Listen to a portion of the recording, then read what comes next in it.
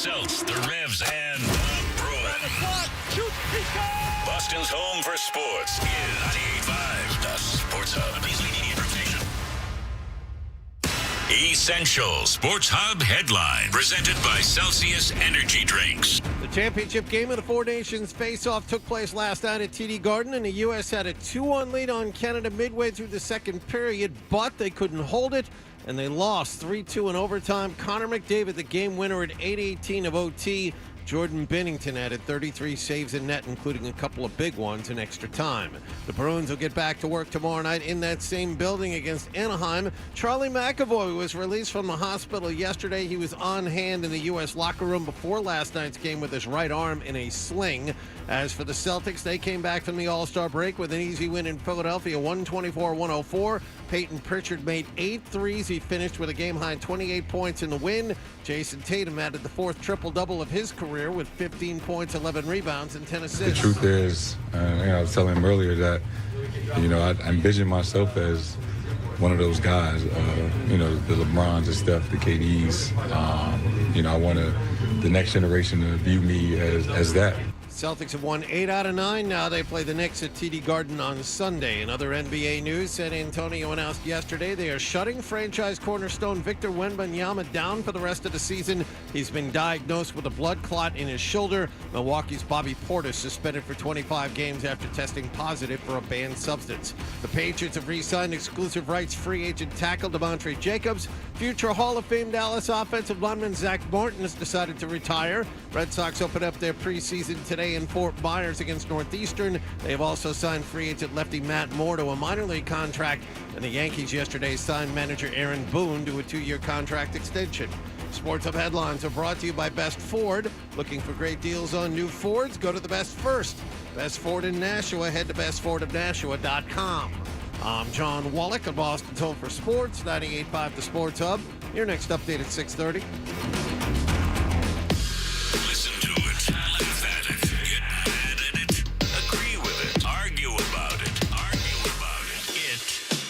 Boston Sports. Boston Sports. And it is all we do. 98.5, the Sports Hub. Ladies and gentlemen, I need all of you to stop what you're doing and listen. Toucher. Fred Toucher on Instagram. Follow and see dog humping videos. And Hardy. I'm going to withhold sex. On 98.5. Hello. Hey there. Yo. Can we use this for the radio? What? Let me hear you say, oh. Na, na, na, na. Crush me, mommy. Just not enough booty to go around? Say my name. I'm a robot. I'm the son of the Pope. I'll chase you around a little bit. Wow. Holy smokes. Yeah. Instagram. I want to dip it in, boy. Toucher and Hardy. Watch Daddy and Uncle Freddie knocking back some fun. Having some fun. On 98.5, the Sports Hub. Let's go. Go on, girl!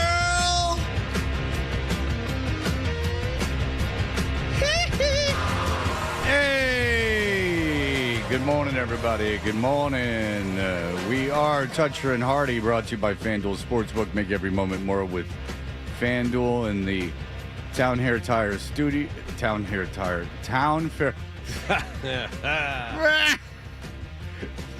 You're not making this any easier. We are in the Town Fair Tire Studios. You can watch us on YouTube. We are live, and then the show is up there all day, and there's the beautiful, beautiful picture to click on. The worst picture ever. It's almost like I think they did one deliberately, like the photo in Step Brothers, and then they made our real photo like Step Brothers. I mean, real bad, the photo on there. I'm always, every time I see it on YouTube, I'm just amazed at how terrible that photo is. So when are we redoing them? Adam is going to work on it. I said I would cover the cost. Okay. So we'll work it out. But I have the shirt. The shirt is ready. You can wear whatever you want, Jonathan. There's okay. no button-down shirt thing. I have a specific shirt for this specific thing. But what I've learned, just because you own a camera does not make you a photographer. I mean, like, it's... And then every time I see a photo from, like, a book jacket or anything else, like, there's, like, a series of photos in a non-pose situation, really. Like, and that's... like everything is like that, or you're standing in front of something like it's not sitting down on a stool with two guys up next to you with their hands on your shoulders. I mean, that's like when they show stuff from the like early 80s, photos of families with all mullets at the Sears. Do you remember when we've had our first publicity photos taken 15 years ago? One of us had to hold a bat, one of us had to hold a football. I wouldn't. I know you would, but that was the idea back then. Yeah, at least I should have said I wouldn't have done it this time. Yeah. But there was too much going on with the new show and everything. I should have said I'm not doing it. But yeah, I wouldn't hold that stuff. For some reason, and even when we first came to town, Chachi put us in this basement with this photographer. You know, I'm friends with him. He probably got him like a sweetheart deal. It was like the equivalent of the Big Dig, but it was Chachi. He put us in this basement, and then I looked at the photos, and they were terrible. And then Chachi goes, well, it's because you weren't smiling. It's like, no, they're just terrible. Why'd you pose us? All right. And then they went back because those were so terrible. And they put us in a bar, and they took a lot of photos of us just kind of like hanging out. And those were good photos because they just put us in a situation and then took photos. So good photos have been taken of the show. But you can't come in one day and then I'm going to pose you in these ridiculous poses. Now smile. No professional photographer does that. Go like a real photographer that's working with media. Go into a room and sit on a stool, and everyone now smile. Okay, here's a question. Dan Roche is here back in today. Dan has his photograph taken for a living. He stands in front of a camera for a living. Have you taken publicity photos? Have they posed you in certain ways? Yeah, the one we had a gold football. Like CBS had something, and we were like going like this, the football card poses and all that fun stuff. Really? And, oh, it's At least there's a No, that's better because at least that's a. Are you boy? You have no instincts. That's way better. You want to be throwing a pass? No, but it's better than what we have. It's better than what we have. At least the guy had an idea and was like, all right, let's. The photos with us holding balls and bats at the stupid Sports Hub launch were us literally just sitting there with balls and bats. Yes. So you know what you do, Fred, is because I find everything about TV, what we do, and all that stuff. Like I can't watch myself on TV. I just don't like things like that. I don't like going to these photo shoots where you turn and look up and all those kind of fun things. You should take it to the extreme. So you just go the other way with it. If they want to give you a bat, you dig in like your Yaz or something like that. You know what I mean? So you just take it to that extreme and go with the flow. First of all, you're angry about First it, of all, I am a little angry about I the noticed. photo. If I was married, I wouldn't be, but it's ridiculous. If someone like Googles me that we're interested in each other and they see that photo, I'm out. Plus, it makes us look like a bunch of dorkier than we already are, and I realize we're all dorks, but makes we look dumber than we are. Why do we have to wear button-down shirts? None of all this makes any sense. We should all wear sweatshirts. Seriously, that's all we ever wear. Why not just wear sweatshirts? I don't know, but whatever. Seriously. I'll handle it. I'm handling it. Okay. I don't even know how I got onto this thing, but so anyway, it's through YouTube, yeah. So and then you could subscribe to that. We're live, and then we're throughout the day on there, the show. Forever, I guess the shows are up there. And then, clips from all the shows. 617-779-0985. Dan Roche. Fred? Give us your day yesterday.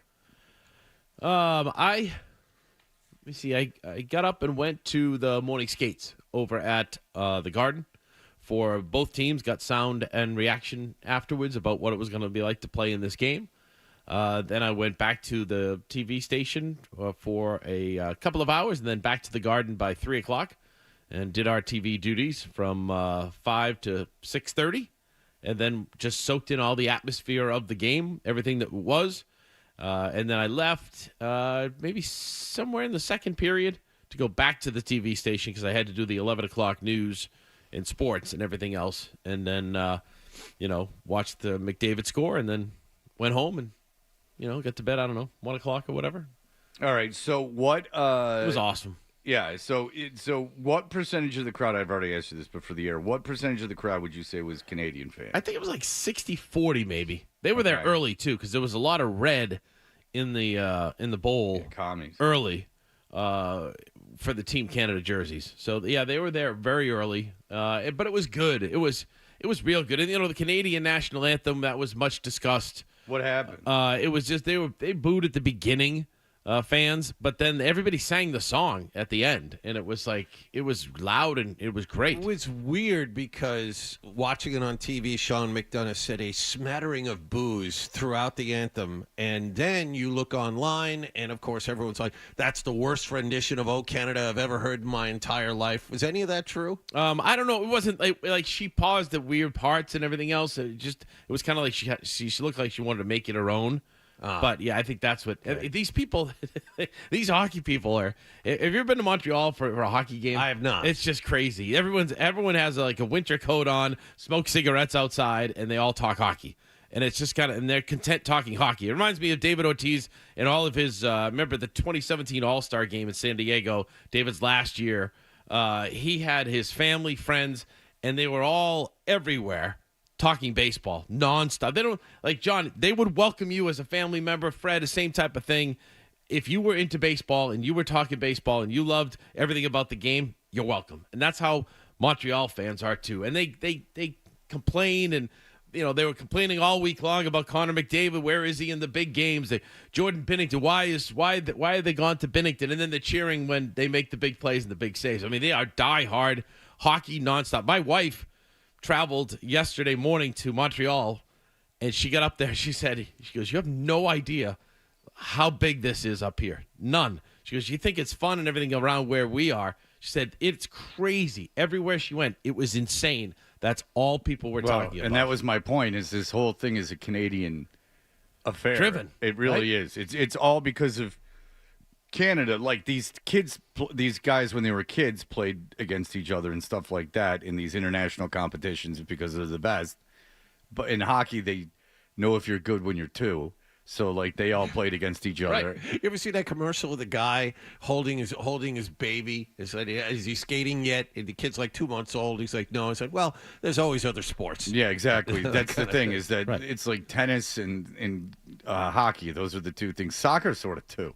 If the U.S. plays Sweden, it wouldn't have been anywhere near. No. This whole thing is Canada, and so if indeed, because I saw the U.S. national anthem, and there was a pretty lady singing it, Hachi Manchi. But if there was, if it was, should have been Todd Angeli, by the way. That was the biggest mistake they made. Yeah, that was a huge mistake. Wow, that was a huge. I mean, the nation is weeping. You serious? Yeah. No, I'm not being sarcastic. Oh, that's what I thought. Yeah, Todd Angeli's a treasure. So he is. No, he's not. Monday night was awesome when he did the Star Spangled Banner. Yeah, I'm sure it was. And so now you throw me off. Sorry, Fred. Go ahead. Go back to your thought. So I saw the U.S. national anthem. If indeed the crowd booed the Canadian national anthem, that's pretty poserish, because no one has any problems with Canada here. Canada has some problems with the United States. I mean, how can you blame them? Yeah. I mean, look. They're soon going to be part of this great nation. Yeah, right. Canada. We're swinging it around, saying we're going to annex them and make them the 51st state. We're saying we're going to tear off all their stuff, regardless if you feel that's right or not. That's you're not going to like that if you're a Canadian. You can understand why they might be a little upset. Right. Yes. So, why would you do?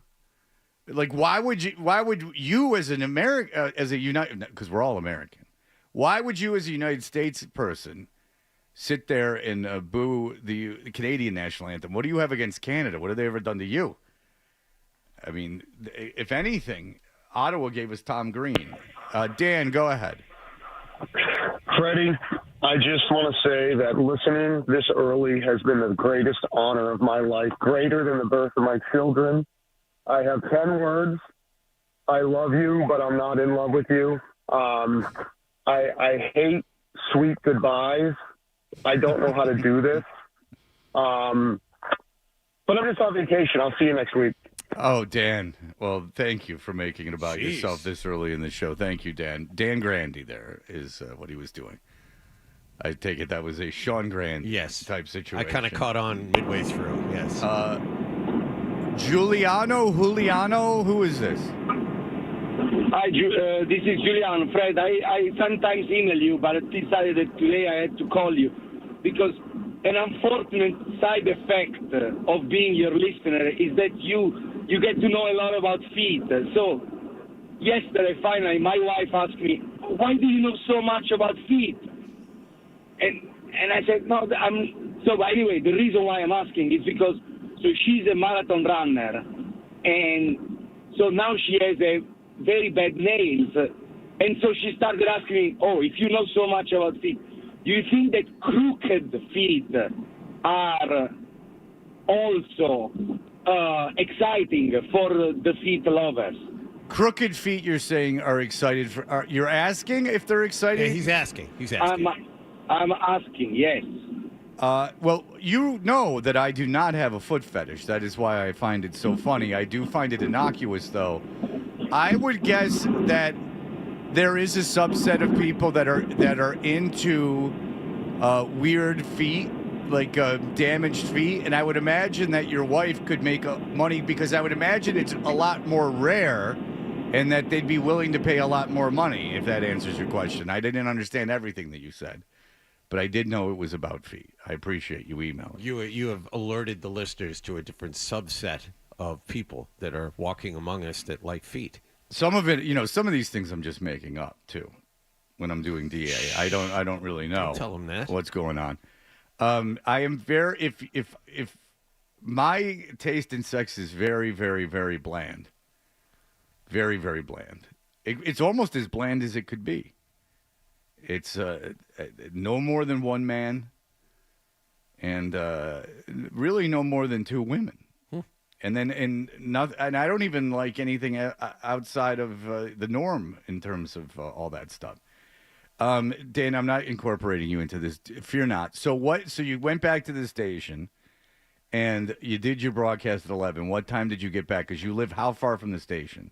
How many miles? 30, 40 miles. Why? Why do you live so far from the station? I was born and raised. I'm a Merrimack Valley guy. You can't leave where you were born and raised? Nope. It would be too far? Mm-hmm. Okay. All right. So how long, what time did you get home? I don't know.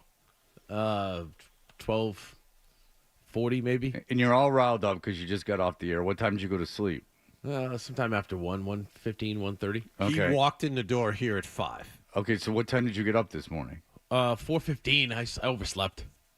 Yeah. I had my alarm set for 4, and all of a sudden it was 4:15. Got up. Okay, so you got up at 4:15. Shaved, So you showered. sleep for 3 hours. Because I want you to remember this when Kendra comes on, because she's been bitching and moaning about getting 6 hours, 7 hours of sleep.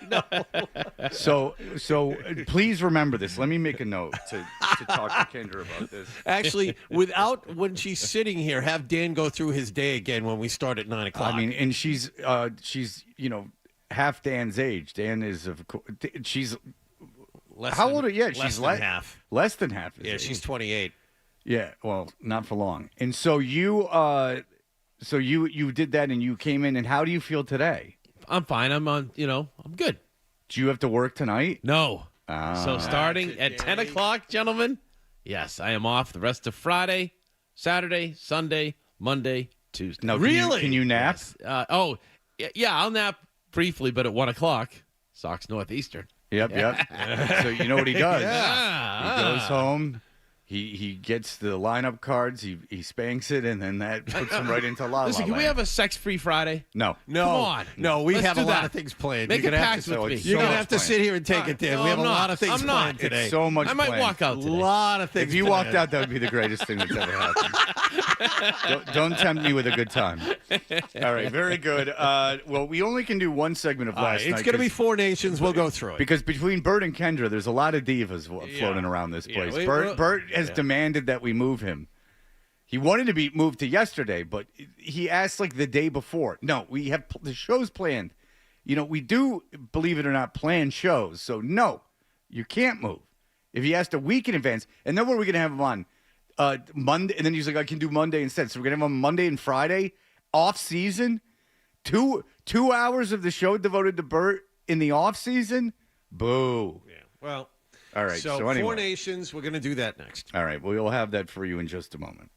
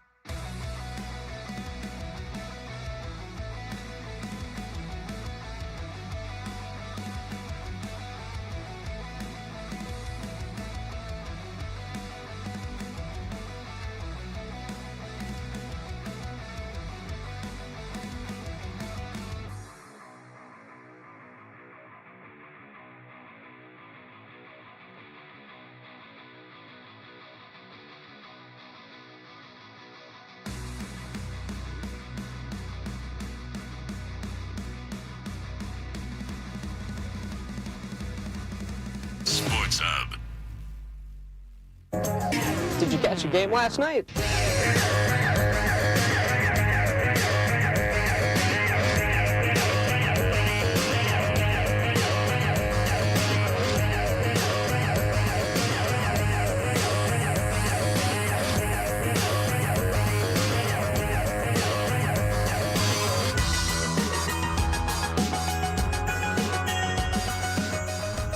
Hey, we are Toucher and Hardy. Danny Roche in for Hardy today as Hardy finishes his trip to Puerto Rico. What a dumb week to go to Puerto Rico.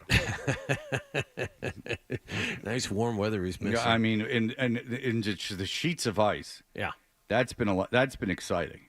Do we know if T-Bone is taking care of his driveway appropriately?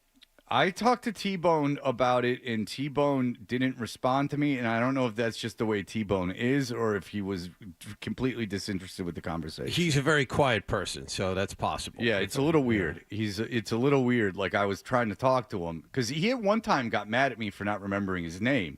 So you would figure if that was the case, you'd be a little more conversational when someone talked to you, but he just seemed completely disinterested. In fact, everyone else in the room seemed much more interested in it than he did.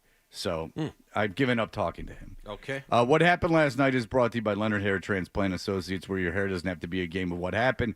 So change your lettuce and change your life with Dr. Matthew Lopresti at 1-800-GET-HAIR. You know this was a big game because the guy who manages my money lives in East Tennessee, and he texted me last night. And he said, "Go USA." And I said, "Not so fast. Some of us have money on Canada." Uh-oh. Well, Mike Sullivan said he was getting more texts from people out of the woodwork than even when he was in the Stanley Cup final. So it was that big everywhere. And the players were saying that, too. That was the one thing for me. You know, I spoke with Noah Hannafin, the kid who went to BC, and, you know, I said, guys are saying this is their biggest game of their lives. And he was like, yeah. He goes, it is the biggest game of my life. And it was like, whoa. Yeah, that's not so great. And if you thought they were going to continue having this thing, Charlie McAvoy. All right, so, John, yes, you're there, and then, Dan, you're there, and the atmosphere, you're there for morning skate on. The atmosphere, is it bigger than like a Game 7? Is it like a Game 7 kind of atmosphere? Yes, no, it was. Yesterday, because the people from Canada were saying that Montreal was louder as a place to watch the arena. Of course it was. That's all they care about. But, no, this was more of like an tension. You know, like when they got down 1-0, it was like, you know, being down 1-0 in a seventh and deciding game. It was just that quiet. And then the roof went off when they tied it on the Brady Tkachuk goal. So it was that kind of atmosphere that it was really, really tense, but it was just a good atmosphere. Like, you couldn't help but smile as you walked around before the game. Everyone was in a great mood, and it was like, how great is this for the game? By the way, there was 3 fights at the beginning of that game in Canada, so I would imagine that got the crowd going a little bit, They too. said it was the first fight was everyone was stunned. It was quiet. Nobody right, knew how because to they're like, react. why is this happening? They've never seen it. And by the way, I found myself beyond money pulling for Canada because Marchand's on that team and the Tkachuks are on the other team. I mean, Hardy's mentioned this before. I don't know how you put away your loyalty and your disdain for certain players. Like this, the U.S. winning this does nothing for me or the country. It's not a galvanizing force. It's not like getting to the moon first, you know, in beating Russia to the moon, that we're more innovative or something. It just means our professional hockey players in this game weren't as good. Go ahead. Okay, let's get to it. The championship game of the Four Nations face-off last night at TD Garden. The U.S. playing Canada in a rematch of round-robin play, a U.S. win. U.S. defenseman Charlie McAvoy, we were just talking about him, on hand before the game in the locker room after being discharged from Mass General Hospital. He gave the team the starting lineup with his right arm and a sling following shoulder surgery. Then the game started. Canada, unfortunately, took the early lead. He gets it into McKinnon. McKinnon, 3 goals, dancing, sent it in front of the net, he scores! Nate McKinnon's got 4, and Team Canada has a 1-0 lead. Nathan McKinnon, the guy who currently leads the NHL in scoring, handed the visitors a 1-0 lead, and then both goaltenders settled in. Jordan Binnington on his game all night for Team Canada, but the U.S. did some dirty work in front of the net later in the first to tie it up. I said they did dirty work in front of the net to tie it up. Here she's behind the net. Wrap around in front. They score! Brady Tkachuk on the doorstep. And this game is tied at 1. Brady Tkachuk fluttered a puck over Binnington. We went to the second period even at 1. In period number 2, The U.S. began to have some problems. Matthew Tkachuk re-injured himself. He could no longer play. That put the U.S. down a forward. However, it didn't matter in the short term. Back to the point to Werenski. He lets it go. Binnington the save. Matthews. They score! Jake Sanderson on the rebound. 2-1 USA. So things look pretty good entering the late stages of the second period, but then we were talking about loyalty, Fred. Sam Bennett, who's best known here for his cheap shot of Brad Marchand in the playoffs last year, but international hockey play being what it is, skating on the same line as Brad Marchand for Canada tied things up. Fox up to Miller, picked off by Marner. He comes back with speed. Mitch Marner, in on goal, they score! Marner to Sam Bennett, short side shelf, and we're tied at 2. That was a hell of a goal. Yeah, Wow, he roofed it that. from like 5 feet away. Yeah, It was a very good shot. Incredible. Very good shot. So now it's 2-2 headed to the third, and this game lived up to all the expectations going in. Neither team scored in period number 3. Yeah, well, we can talk about this. Is Austin Matthews, and not to his. It's because he's good. He had 3 dead-on opportunities. We're are you going to get to that? We're going to get to that. I was going to mention that. So you remember Jordan Binnington. We were talking about him earlier. He has the experience at TD Garden winning a Game 7 in the Stanley Cup Finals. He made, as Fred just mentioned, 3 outstanding saves in overtime to keep the game scoreless, including one, and I don't have the highlight here, highway robbery near the left post, where he was almost sitting down and reached over with the left hand and robbed Austin Matthews. That should have given the U.S. the win. And then finally, the best player in the world ended the night. McDavid scores! Connor McDavid wins it for Canada! Yeah, and then the goal horn goes on for about 75 minutes after that. So Connor McDavid handed the visitors a 3-2 win, and it's kind of weird that he did that because McDavid before that really didn't have a great game. Incredible year Yabusele has had starting in the Olympics. That wasn't it at all. That's no one that's wants Sean Grandy. So no, that was something that went unviewed. Yeah, Thank you. The sound that I had picked out was this. What's going through your mind during that overtime period? Yeah, I was not very good all night. All was going through my mind is just keep going. I struggled all night, but these guys played great, and we just found a way. And it's really interesting. You have Connor McDavid, the best player in the world. He didn't really have an opportunity. They were talking about Sidney Crosby, who apparently has elbow problems, both arms. He has elbow problems and really didn't play well at all last night. It's a good thing this tournament didn't last another couple of games. There are guys that are barely standing up, finishing this game.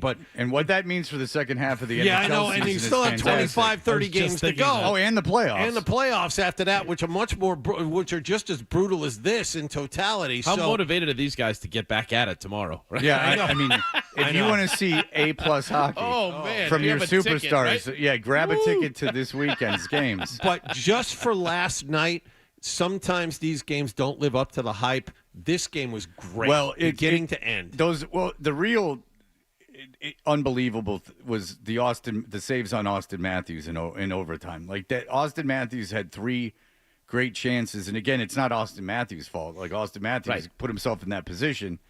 Just especially there's 2, the first 2. Where the stick save, and then the other one that you were talking about, where he goes to the left post. Binnington never should have had that one. That was the game winner right there. That's like kind of blind luck, right? Like, he said afterwards it was just he didn't know what he was doing. Yeah, he just threw his glove out, and there it was. Yeah. It was just at that thing, and so it was just at that place. Like maybe if Austin Matthews goes like Bennett and if he goes shelf, the game's over. Then it's over. But also he had no time. But also you do that. But that was. The overtime was outstanding, and it is interesting because on paper, Canada outside of goal is just so much better. Yeah. Well, that was the thing. That's the only thing that I could think of why the U.S. would win. In the first matchup, that's the only reason. You look top to bottom skill-wise, Canada's much better. Outside of a period, everywhere. And outside of a period or two, it's not like the U.S. dominated in this tournament. Like they won, but it wasn't like they had, I believe, one period against a team that wasn't Canada. Where Right, they, it was Finland. They won 6-1. Yeah, and it was one period. That was the first game they played. Yeah, and it was one period where they kind of went off. So other than that, they weren't like an offensive juggernaut. But you look at the way Connor Hellebuck played, and he was the reason he kept them in it. Mm-hmm. That was the reason I thought they were going to win. So when Hellebuck gave up, that was the thing early in the game when Hellebuck gave up that first goal to McKinnon. I'm like, uh-oh. He picked a bad time to have his one bad game, but he settled in and held them in it. And especially when you have those forwards coming at you one after another after another. I mean, you have McKinnon, Crosby, and McDavid all on the same team, all on the same power play. That's ridiculous. That is historic. And they didn't score on them. It's really remarkable. And I don't know how a guy like McDavid gets left alone in front like that. Yeah, that was Matthews. For the game-winning goal. He had a great game, except for he for some reason he went to the corner and he should have stuck with McDavid because he was as wide open as you could be. But that's the difference in the game, right? One mistake and then Binnington doing what he's doing. The U.S. and Canada playing those two games was the two best hockey games I've seen in a long time. And hopefully they meet a year from today. Tomorrow, rather, in Italy in the Olympic gold medal game. That would be another great moment for the game of hockey. But I do think, though, that, the reason why the United States has been really good in these types of tournaments, the World Juniors, if you watch if anybody, I would recommend it. It's just a great take over the holidays is to watch the World Junior Championships. You see the stars that are playing now and the future in all these games. Like BC had like 6 guys this year on the World Junior team that won the gold medal. The U.S. has been really good the last several years in getting better. So, I mean, there are guys like, I was just looking at Macklin Celebrini, the kid who won the Hobey Baker last year. Went to BU. Yeah, and he's from Canada. So this rivalry is going to continue for a long time. Well, it's just awesome. Well, the rivalry is going to continue because every other year, and it's funny how people think I'm saying this wrong. I'm not. There's going to be international competition every other year. There's a World Cup every 4 years and the Olympics every 4 years. Like it's going to start in 2028. The World Cup, the NHL and the NHLPA. Well, and the Winter Olympics are next year, right? Right. So, like the NHLPA and the NHL have decided this. They can't do this again. Because if you're the Florida Panthers, and it's funny because the whole argument of like, well, the owners want all the money from it. I'm not like, how much money do they make off of this tournament? It puts a lot of eyes on the NHL. First of all, it remains to be seen how many of these people become lifelong hockey fans. I've heard a million times about how some event like the first Winter Classic was going to make everyone a huge hockey fan. That remains to be seen. I would rather, if I'm an owner, I don't know, go through the playoffs and get the gate of that and the, if you go far in the playoffs, your season ticket requests go way up the next year. So if I lose Matthew Tkachuk or I lose Charlie McAvoy, but what really convinced me is how pissed the Bruins are at Team USA for not handling McAvoy's injury correct. So much so that they took McAvoy out of their care of Team USA and started dealing with it themselves. They had to announce that McAvoy wasn't going to play in the championship game. USA didn't do that. The Team USA didn't do that. And more to the point about Matthew Tkachuk, the fear coming out of the locker room last night is this is long-term. Was it a groin? Did we know what it was? That's no official announcement. That's what they believe it is. But the fact that he tried again on it last night didn't help matters. So the fear is he's not gone a week. He may be gone a lot longer than that. And if you're Florida and you're the defending Stanley Cup champions, I'm really pissed. That's your best player. Sean McDonough said last night that there was a fear that McAvoy might miss the rest of the season. Yes, he did say that during the TV broadcast. But, Fred, I go back to one thing I will say. I heard an interview with Gary Bettman, and he was saying that World Cup, the term, they're going to put that out to bid, almost like the soccer. So they're around the world, so that they will get money, and maybe that's the way that they make money. Yeah, they'll make money off of that, but that's every other year that they do that. But then they're also going to this tournament's coming back in 3 years or what have you. They want it back, and Bettman said they'd like maybe to have it to be eight teams because they didn't get everybody involved. You know what? Then that's idiotic because not only are the injury concerns, but they're also going to burn it out like they do with everything else. Like the Dumb Winter Classic, that is a non-story now. If you have an international competition every year, guess what? The novelty's gone. There's no way There's no way that if you have an international competition every year, that you're just flooding the market and no one's going to care. If it's something that happens all the time, it's not special anymore. And by the way, when you lose, who cares? I'll just win next year.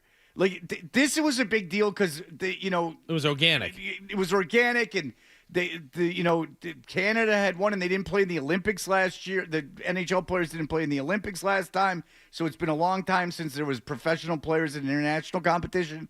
If the NHL decides to go in and play international competition almost every year, no one's going to care. And that's a guarantee. If I'm sitting on the board of the NHL or a TV network, I'm not giving you any money. If you're a governor, part of the governorship. But if I'm NBC or Peacock or if I'm Amazon, I don't want. If you're going to do this all the time, no one's going to care. I like the listener's idea from yesterday. In the alternate years where you don't have Olympics or World Cup, move the Winter Classic to the All-Star break and have bids set out amongst all the cities in this country saying who wants to hold this thing, and if you want to make it an all-star game, great, but at least make it outside. That will generate some more heat for that event instead of January 1st. Yeah, these things are important because they're special. People who don't care about hockey cared about it because it was special and unique. When it's not special and unique anymore, no one is going to care. And you can call me an idiot and call me stupid, but wherever I am, if I'm still living in 4 years, if they've done this now 3 times between the Olympics, the Olympics, the World Cup, and they've done another one of these concoctions. First of all, what's the difference between the World Cup and this? If they put other teams in it, what the hell's the difference? Yeah. So you just make nothing special. Then the Olympics don't. Then what? Who cares about? How is the Olympics any different? Yeah. Then it becomes like tennis. You need separation from it. You need to long for it. You need to really want it to happen. And if it's force fed to you, it's kind of like we were talking about the NFL season where they have things and they're extending things into the summer and it's one thing after another, and you get maybe 6 weeks of downtime. You need to miss football a little bit. You need to miss international hockey a little bit. Football is something like 85 of the most 100 highest rated programs in U.S. television. Football is an outlier. Hockey is not even in the same stratosphere as this is. The NHL is the Spike network, and NFL football is Netflix, Hulu, NBC, ABC, and Amazon, CBS all put together. Let's not compare the two. Football's pushing its luck, but it is what it is. All I'm saying is that. And first of all, then Connor McDavid will play in, 15 international competitions for the rest of his life? Who cares then? How is it any special for him? Oh, look at me. I have 15 international rings. Oh, it's stupid. And what if Canada wins every... Oh, it's so dumb. Why are you so mad? Even in Canada... Why are you mad? Because it annoys me when it's just abject greed and stupidity, and it's greed that's not going to end up getting you what you want, which is money. I had a good time last night. Yeah, and you're not going to have a good... You know what? Ever again, as far as you're concerned. You know what? They're never going to fly you out to another one of these things if they're every year. You tell me, will WBZ, if these things happen every year, will they fly you out to them? No. Yeah. All right, there you go. We'll be back in just a moment. Here are the headlines. Sports Hub headlines, presented by Celsius Energy Drinks. Connor McDavid's goal in overtime gave Canada a 3-2 win over the United States in the first ever Four Nations face-off championship game last night at TD Garden. Bruins back in action tomorrow night at the Garden against Anaheim. Celtics beat Philadelphia in Philadelphia 124-104. Peyton Pritchard 28 points. Jason Tatum a triple-double, 15 points, 11 rebounds, and 10 assists. Patriots have re-signed exclusive rights free agent offensive lineman DeMontre Jacobs, and the Red Sox open up their exhibition season today in Fort Myers against Northeastern. Sports Hub headlines are brought to you by the New England Recovery Center. If you or someone you know is struggling with substance use, the New England Recovery Center in Westboro can help. Recovery is possible. Inpatient program admission is available 24/7. Visit newenglandrecoverycenter.org or call 877-MY-REHAB. I'm John Wallach at Boston's Home for Sports, 98.5 The Sports Hub. Your next update at 7 o'clock. You're listening to Toucher and Hardy on the Sports Hub. Hey, it's Maz.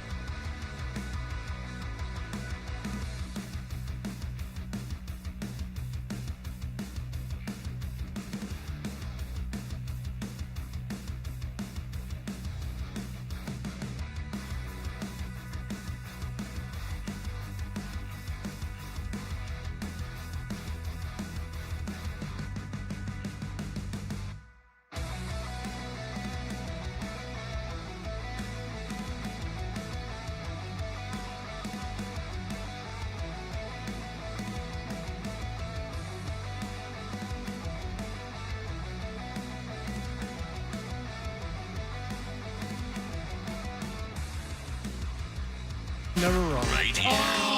Is that toucher or is that target? Kinda looks like a poodle. It's an effing poodle, dumbass. Just from MMQB, getting down to business with Albert Breer is presented by Bentley University, where good business begins and leaders come to learn. Bert, where are you? I'm in Vermont. We skied Stowe the last 3 days. I'm going to ski Jay Peak today. Yeah, because you're a real diva about this whole thing. You got to come on early and leave early. It's a whole thing. Wait a minute. Look, how many people would come on with you during their ski trip? This week, Fred? I'll turn that around. This week, Forsberg came on vacation. During a ski trip. Okay. Well, this was ski trip. Who gives a crap if it's a ski trip? He came on during a trip. What's Myrtle Beach, Beach, baby. I didn't make that. Like, I didn't mean it that way. But yeah, I mean, I'm making accommodations for you guys. Where this is some give and take here. You're getting paid to open a computer and talk for 20 minutes. I don't. It's hardly you're hardly sacrificing a kidney to us. Bert, just leave it alone. I'm Bert. staying out of this. Yeah, just keep going. Bert, I mean, act like you're some kind of conquering hero. I How mean, about that draft? You're not doing this for free. Oh boy. All right. Look, I did inform my kids that they're not to come downstairs. So I am making sacrifices too here. All right. So wait. So you're Nice in hotel room. How close is? Well, I mean, it's obviously this place. How far is Stowe from Jay Peak? About an hour. So like my oldest son's buddy, his family, that family has a house up at Jay. So he wanted to ski with him on our last day. So we're going up there to ski with them. Okay. And then you have to leave very early? No. We'll leave. Yeah, we're gonna leave. We're gonna leave here at 8. It takes I think about an hour. It's not that far. Then why do you have to get off at 7:20? Mistake. Because we have to pack the car because we're going home tonight. Bert, we're going back to Massachusetts. Just stop, tonight. Bert. You got a wife and 2 kids. What, do they don't have hands? Cut it out now. Start talking football. Stop, Bert. My God, Bert, your excuses are getting lamer and lamer. Who are the Patriots taking it for, Bert? All right. We've Great game last night, right, Roche? Yes. We've had yet to discuss it. I'm getting into your head, Bert. Between you being late after these runs of yours and everything else, I'm very interested in you. But I was early today, just for the record. I know you were. For some reason, you must have told Ryan to tell me, because Ryan was right in my ears during the break. Going, I didn't tell him anything. Ryan acted on his own. Because I was like, why the hell is he telling me that you're on? I'm like, I figured you'd be. All right. Well, look. We don't have a lot of time in this particular segment with you. It's our fault, not yours. But what are you hearing about franchise tags and how that relates to receivers and the availability of free agent receivers as it applies to the Patriots?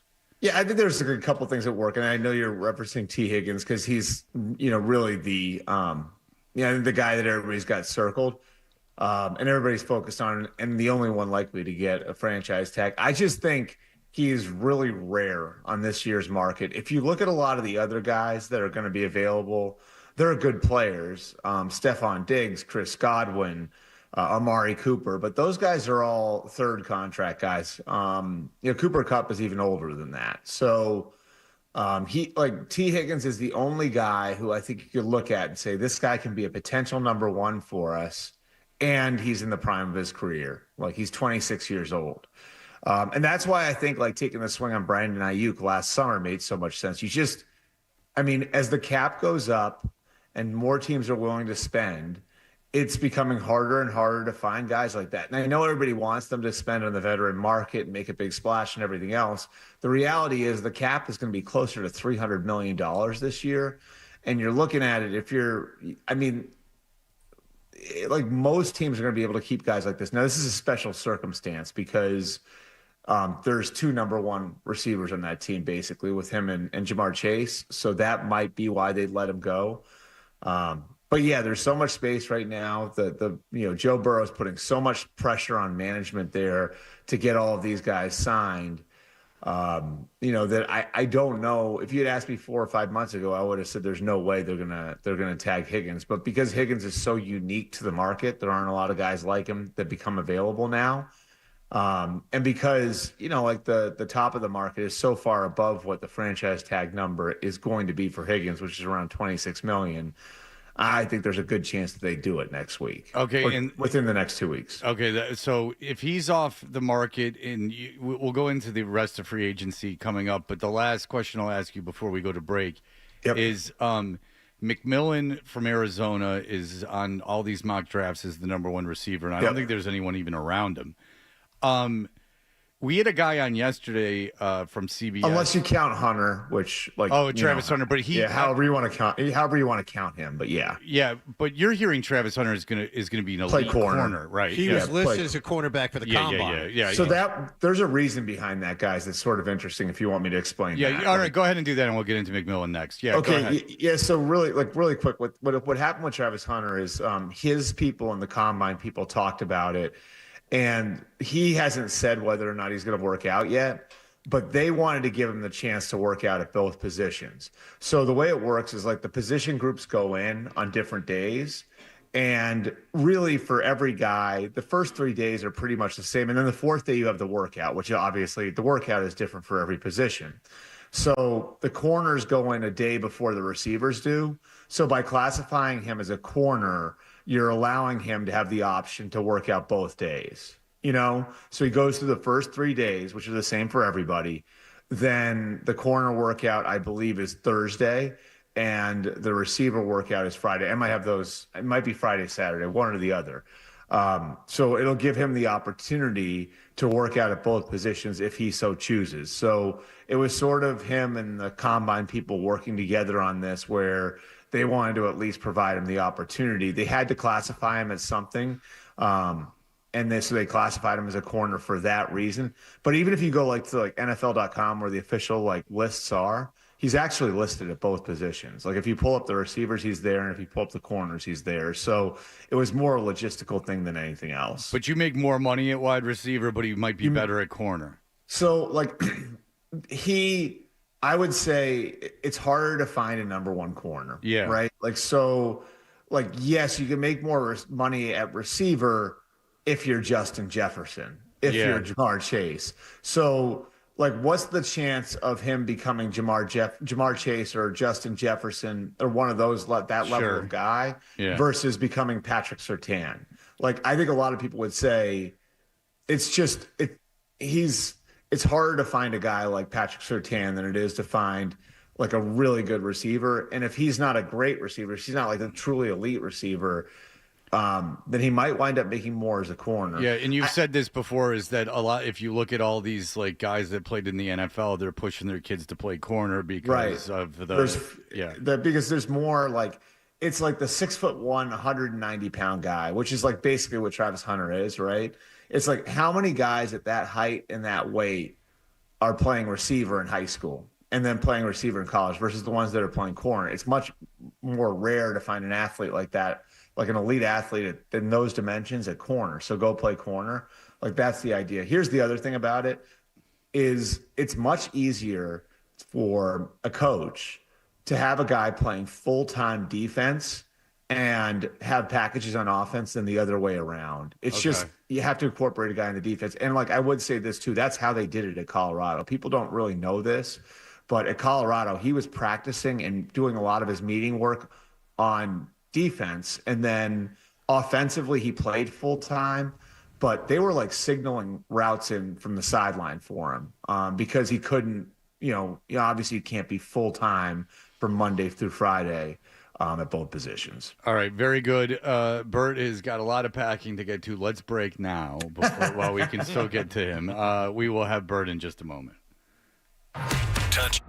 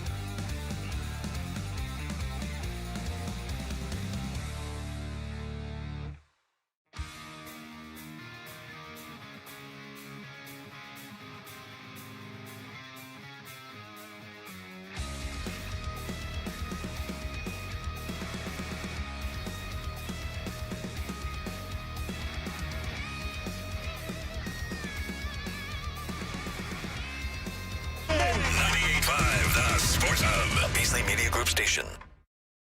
Essential Sports Hub headline presented by Celsius Energy Drinks. The U.S. and Canada went to overtime at TD Garden last night in the championship game of the first ever Four Nations face-off. And off the drop, McDavid went forward, and Billy got a shot on.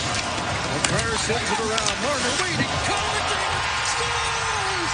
Connor McDavid for Canada! At his Sportsnet in Canada, Connor McDavid handed Canada the title 3-2 at the 8:18 mark of extra time. Sam Bennett tied it up for Canada in the second period, and then Jordan Binnington made 33 saves in net for the win. The Bruins will be back in action tomorrow night at the Garden against Anaheim. Charlie McAvoy discharged from Mass General Hospital yesterday. Celtics have won 4 in a row in 8 of 9. They came back from the All-Star break with a 124-104 win in Philadelphia last night. Peyton Pritchard, 28 points off the bench, and Jason Tatum added a triple-double of 15 points, 11 rebounds, and 10 assists. The Green are back home to play the Knicks on Sunday. San Antonio announced yesterday they're going to shut down franchise cornerstone Victor Wembanyama for the rest of the season. He was diagnosed with a blood clot in his shoulder. Milwaukee's Bobby Portis suspended 25 games by the NBA after testing positive for a banned substance. The Patriots have re-signed offensive lineman DeMontre Jacobs. Future Hall of Fame Dallas offensive lineman Zach Martin has decided to retire. Red Sox open up their exhibition season today in Fort Myers against Northeastern, and the Sox yesterday signed 35-year-old free agent lefty reliever Matt Moore. Sports Hub headlines are brought to you by the new Daytime Deals menu at the 99. Available Monday through Saturday until 5 p.m. Enjoy new specials like the flatbread combos or the Vermont cheddar chicken sandwich. You gotta love the nines. I'm John Wallach at Boston's Home for Sports, 98.5 The Sports Hub. Your next update at 7:30. Some people play the game. Blocked by Horford. Some talk about Let's it. welcome to the Sports Hub Celtics show, by the way. Jim Murray, Chris Gasper. The Sports Hub Celtics Show with Murray and Gasper, Saturdays at noon on the Sports Hub. Hey, listen, if you've got to go, we understand, but make sure you bring the Sports Hub app with you so you can hear more of Todger and Hardy. That's what I want on my tombstone. On the Sports Hub. Drive coming up for Fita on 3rd and 5. Likely a free play right here on the outsides. He's going to chuck it downfield. Looking end zone. Got his man McMillan. That's a score. Touchdown. No. Yep, back to Funk Friday. Haven't heard the time in a while. Look at Ryan's DJing this thing. I like it, Ryan. Adam, that's Wallach saying he doesn't like you if you're listening. All right, Bert loves the time. Albert Breer is, he works for MMQB and Amazon and all these things. He's got a big hour-long drive ahead of him to go to his friend's place from Stowe to Jay Peak. Keep him on late during the segment. Yeah, you got to get. I mean, he's got. I'm good. You guys can stretch this segment out as much as you want to. I've been guilted into it. Yeah. He's got to pack the car after all. All right. So look, if there's really not a viable option for a number one receiver in free agency, there is in the draft. And we talked to a guy yesterday talking about Ted McMillan that loved him, and he's being compared to T. Higgins, ironically. He's a tall kid. He seems to be kind of being dismissed in this draft. The guy we had on yesterday said that he would have been taken. Would have been taken after Harrison, the kid Neighbors and Adunze. No, he said he would have in might front have of been. Adunze. He might, or they were kind of the same. Ryan Wilson was the guy. Yeah, Ryan Wilson. Yeah, I wouldn't say like that's not too out of line. Like Adunze, I would say McMillan's shortcomings, and I still need to dig more into this, but I'd say McMillan's shortcomings are probably similar to Adunze's. Okay, if so that makes sense. If two quarterbacks are, say one quarterback's taken and Hunter and Carter are off the board, who everyone seems to have as the two elite talents in this draft. If the Patriots stay at 4, because if no one wants to trade to get, well, no one would want to trade because their two quarterbacks would already be gone. So if they're sitting there at 4, is this a ridiculous pick to take McMillan at 4? Wait, so Hunter's still on the board? You're saying? No, he's not. There's two quarterbacks have been, then I think you have to take. Then I think you have to take. Absolutely. Oh, no, I'm sorry. No, I'm sorry. I screwed myself up. You're right. Okay, say Cam Ward's off the board, but Cam Ward is off the board, and Shedeur Sanders is off the board. Now you're doing the thing like two sets Hunter, alike. Carter, and Ward didn't do are all anything. off the board. Hunter, Carter, and Ward. Hunter, Carter, and Ward are all off the board. That's what you meant to say. Are off the board, and no one wants to trade up with you. If you take McMillan at 4, is that a It's a reach, but I think what you're asking is it's a reach, but I think almost anybody at that point would be a reach. Does that make sense? Yes, because I think so. Like, here's what again, like, it's still early. I still have a million calls to make on this stuff, but I would say, like, just based on like the early stuff I've gotten back, it's Abdul Carter and Travis Hunter on one tier. If you're moving the quarterbacks separate. And then, like, once those two guys come off the board, again, like non-quarterbacks, you have like a big clump of like 8 to 10 players that I think a lot of people in the league are going to see as sort of the same, And so at that point, I think you are going to have, especially in the back half of the top 10, you're probably going to have teams drafting for need, which is really early to be doing that. Like, normally you're drafting for need the second and third rounds. Like, high in the first round, you just want to try to get a blue chipper. The question is if there's going to be any available after Hunter and Abdul Carter off the board. And there's even some debate on Hunter, like, where it's like, is he a blue chipper at either of those?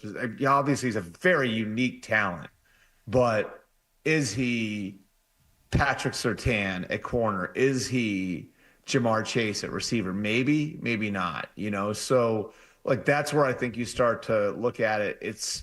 Is it Mason Graham from Michigan? Is it Will Campbell from LSU? Is it Tet McMillan from Arizona? If you see all three as similar, do you draft for need? In which case, I think at that point you probably go for an offensive lineman. Or you might base your pick on the depth of the draft. And it's like, okay, like, so if I take a receiver here, how good is the tackle I'm going to get at the top of the second round, and vice versa? And maybe that helps guide your decision. It's interesting from that perspective, because I do think there's some depth in the draft. Like, this year, like, I think the Patriots are in position to really have like an impact day 2 with 3 picks on the second day of the draft, right? Because I think there are going to be good players available there. But at the top of the first round, you're really in a weird position where you're probably going to be drafting a player who wouldn't go as high as you're going to take him in any other year. It's interesting. I'm reading this guy now, and he's only got 15 guys. For most other years. For 15 guys with first-round grades. I think, like, I've heard. And McMillan's not one. So go ahead. I've heard one team has, again, this is early. These things can change. I've heard of one team having 12 first-round grades. Yeah. This year's class. Including 0 quarterbacks this guy has with first-round grades. Really? Yeah. Hey, Bert, so put your, again, way early here, put your GM hat on, if you will. And if you're Elliot Wolf, Ryan Cowden, and Mike Vrabel, what would you do right now? If the draft started tomorrow, what would you do as a head of the New England Patriots as far as players and free agency to kind of tie that in kind of as well? So I think, like, both tackle and receiver, I think you have to attack it on both fronts, Roche. So, like, I think, you're probably gonna go into free agency with the understanding, like, that we're probably not going to get a number 1 receiver or our foundation left tackle for the next 5 to 10 years on the veteran market. It's probably not going to happen. But you want to be good enough. You want to come out of free agency with enough where you don't have to press a need, where you take a player that you may not really want that high in the top 5, right? Like, so in other words, like, you want to be, like, at least passable enough at receiver and tackle where when you get to the draft, you just take the best player, who you think is the best player. So whether you think that guy is Tet McMillan, whether you think that guy is Will Campbell, or if you think, like, Mason Graham is better than both of them, and I'm assuming Carter and Hunter are gone, and I don't think it's a sure thing Hunter's gone. Hunter could be there for you. Then, like, I think you want to be in a position where you just take who you think is the best player, and you do that by just getting to level ground. So that might mean, going and signing a Chris Godwin or Alaric Jackson's an interesting name from the Rams. The Patriots have Thomas Brown on their staff, who is in LA with Alaric Jackson. He could be somebody who you could look at and say, like, that guy could at least be like a stopgap left tackle and then play somewhere else on the line once we get left tackle sorted out.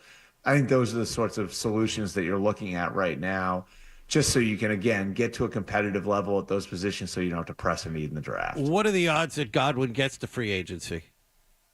I think decent. Like, he really likes it in Tampa. So there's like an intrinsic value for him in staying. And this is his third contract, so he might not be as driven by money as other guys are.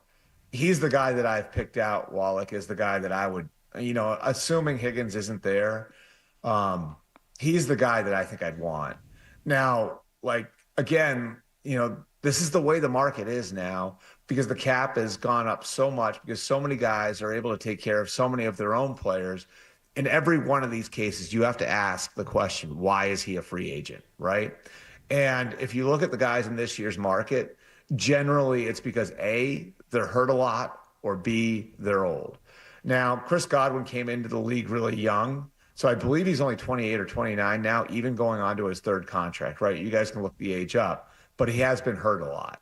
So you have to kind of wrap your head around that. But that's with everybody in the market. But the thing is, with Tampa, I know that Godwin had that void date on his contract. They moved it back to March 12th, the beginning of the next year, to try and get a deal done. To me, that means they're pretty close. So they're trying. If they have Higgins, if Higgins and Godwin are both off the board, you take a look at the rest of the free agent wide receivers, and we went through this yesterday, and we were like, no, I really don't want any of these guys. I don't want Stephon Diggs. You don't want Amari Cooper, for the reasons that you're talking about, older, banged up, or an attitude problem. But like I said, like that's all of them, though, Wallach. You know what I mean? Like, again, you have to ask that question, like, why are you a free agent? And generally, like in this environment where the cap is going up $25 million every year, teams are going to be able, like, if you have a guy who's in his prime, who is firing on all cylinders, who hasn't been hurt, who plays a premium position, is he making it to the market? No, he's not. And by the way, I mean? and by the way, Godwin's going to be 29 on Thursday. Right. So, like, he's like I would say for a third contract guy, though, that's younger. You know what I mean? Like, generally guys are in their 30s when they get off of their big second contract. He's younger for a second contract guy. All right. Like, he's like, you could see him playing another 3 years at a high level. Okay. And is Travis Kelce going to play football next year? So, like, I heard about a month and a half ago, that, like, this was going to be it for him. Then he came out during Super Bowl week and kind of went the other way with it. I just don't know whether or not he wants to go out like this. I think that's the one wild card here. But I think there's a real chance he retires for sure. There's all these viral videos going around of him not trying during the Super Bowl. Have you seen any of those? Well, not trying are you talking about the one where he misses the chip? They use several examples, but it's hard to tell because sometimes maybe he's just a decoy and he is supposed to be just sitting in his zone. I mean, there was one I know that he got lit up for that really was like, it was sort of, I mean, I haven't asked the Chiefs specifically about like what the thing, I've talked to other teams about it. Like, and I said, can you look at this? Like, what does this look like to you? And it looked to me like he was like, intentional, like he missed his chip, but he was leaking out and they had the screen covered. And, a couple people said to me, well, yeah, it was either that or they slid the wrong way. And so, like, I think it's the perfect example, Fred, of like one of the things about football is like, unless you know the assignments, unless you know the different players' assignments, it's really hard to assign blame. And it seemed like the Chiefs had all kinds of sorts of these little issues during the game where, I don't know, he's never been a great blocker. I mean, I'm not sugarcoating that. Like, he's definitely, like, he almost plays a different position than Rob Gronkowski played. Like, Rob Gronkowski was a Y tight end. Travis Kelce's an F tight end. They're different positions. I would just have a hard time really killing him for the Super Bowl performance based on his age, based on some of the assignment issues the Chiefs had in the game, and based on how beat up he is. All right, so maybe he should retire. I think he's like, so here's the thing though, is like, I think at the end of every year now, like, he's had to pace himself through the season and the last 2 or 3 years. And I like he kind of got it down to a point where I think he was able to summon something in the playoffs by sort of sticking to this plan through the season. And they had to pace him because he plays his ass off. I mean, I that's why I really have a hard time questioning effort with him. Like, this is a guy who does not miss a rep in training camp. Like, they'll offer him veteran days. He won't take them. He practices hard. He plays hard. And I think like they had come up with a plan that sort of worked for him where they could pace him through the season and use him judiciously. And then he was able to summon this like higher level of play in the playoffs. And like this year, it sort of felt like, I don't know, like in the Super Bowl, the wheels sort of fell off of even that, you know? So I don't know. I think he'd admit that he isn't what he was 5 years ago. Whether or not they can get him like in a place where he can perform at a high level in January and February, I think that's the real question that they're asking. All right. Well, look, we will let you get to your packing of the car. All right. Yeah, I have to climb up and put bags in the toolie rack. That can be tricky in the cold, icy conditions, you know. So I appreciate you guys giving me the time to do that. Safety first. Yeah, 40 minutes, and then then the hour drive. I mean, then you want to get the full day of skiing. You want to get as close to that Canadian border as you can, Bert. Yeah. I know, and then drive all the way back. I just got to say, Jay Peak is what, 5 minutes south of the border? It's really close, yeah. It's really close. Yeah, so I actually looked it up in the break. It's 34 miles, but the drive is over an hour. Oh, so yeah. like you're driving through these like little mountain passes and all of that. Well, God bless you. I don't know. Take some pictures for you guys if you want. I don't know why you do this for fun, but have fun at it. I mean, this is how you spend your week.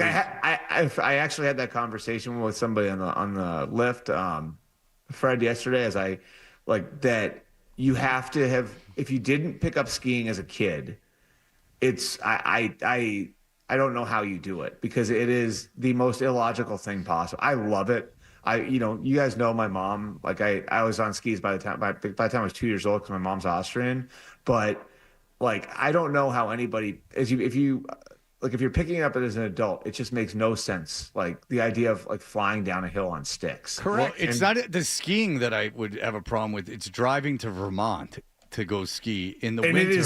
And packing for it is such a pain in the ass. It is so much stuff. Yeah, and so if I would rather do what Hardy's doing, go to Puerto Rico. I'd rather go south. Sure. Yeah, I'd rather be in the warm weather and do things in the ocean and things of that Hell yeah. nature. That's In what the I fort. would like to do. I understand that. Like, and I look, like I'm self-aware enough to know how crazy. It's sort of a crazy thing to do. You know what I mean? But if you've done it since the time you were very little, then it is. I understand. Nothing clears my head like skiing. Couldn't have found Nothing a mountain clears an my head. hour and a half away. I'll be ready to roll. I'll be ready to roll for the combine next week. It's not the act of skiing. It's the It's the act of getting there, right? Which is a pain in the ass for sure. All right. Well, look, you would rather spend 3 hours on a plane than in a car. Then is what you're saying. Yes. That's part Yeah. of Correct. Of course. Yeah. Especially when I know there's 70 degrees at the other end of it. Yes, yeah, absolutely. That's right. Of course, Yeah. I would rather do that. All right, Bert, have a good time. Be All right, thanks, very guys. safe. See ya. See you, Bert. Bert Breer. I'm with you guys on that one. Jay Peak, I mean, you look at it on a map, it's right next to the border, and it's going to be at least 3.5 hours home from there. My son went skiing in Stowe with a friend of his a couple weekends ago, and I think it took him 6 hours to get up there because of the weather. Oh, right. You don't remember this story. Yeah, Yes. and he was like this. I mean, he liked skiing, and then he got sick, and he couldn't even ski the second day. It's like it sucks. Yeah, and by the way, when you get off the lift at the top of the mountain, it's about 15 degrees colder than it is at the bottom of the mountain. Yeah, like and Stowe's no bargain right now either. So I understand like skiing and snowboarding and stuff is probably super fun and whatever, but I mean, it's so miserable in the cold. I don't know why you would go where it's colder if you had a week away. I don't know why. And if you have kids that play sports, like it's not like you can go on the weekends to go ski. I mean, they have stuff that they got to do on the weekends. You know, like my son, there's not a weekend my son doesn't have a game of something. And so, and when you get older, if you miss them, then you don't play anymore. So it's a whole thing. All right. I'd much rather you could fish, you could snorkel, you could scuba dive, you could surf, you could do a lot of things in the ocean. that I'd much prefer than driving up to because I told you I will never, ever, ever, ever, ever, ever, ever set foot in the state of Vermont. Really? Never. I will never do it. Not even go to like Ben and Jerry's? Unless I'm, that's right. That's there. Yeah. So I guess I shouldn't say never. Unless I'm asked to guest speak at Bennington College, then I will go. And I will go and I will poke around and see what's doing. All right. We will be back in just a moment. Dan, you have a game for us? Yeah, just a quick game. You know what I mean? Yeah. I got to bring one. Yeah. So, I don't know if you'll like it, but I'll bring one. Stop. What are you doing? Doing my Dan impression. If you're on YouTube, here's my Dan. Can I get the camera on me? Can you see me, Nicholas, on YouTube? Let me see. Is the mic in front of me? Is the mic? Is it better now? Oh, now we're good. Yeah. Wow. That's Dan Roche's smile right there. That's for the people Dan on Roche's YouTube. smile. Now, Dan, you smile. No. Now, Nick, get you just smile. Now you're trying not to smile. No, but the thing is, he looks at a camera so much that he has to smile. It's like flipping a switch. Carl Yastrzemski. Right, there you go. Nick, there's your video. I made it easy for you. That's a 10-second video. There you go. All right, I like we'll be that back on in Instagram. Hell yeah. hell yeah. We'll be back in just a moment. Stay tuned for more.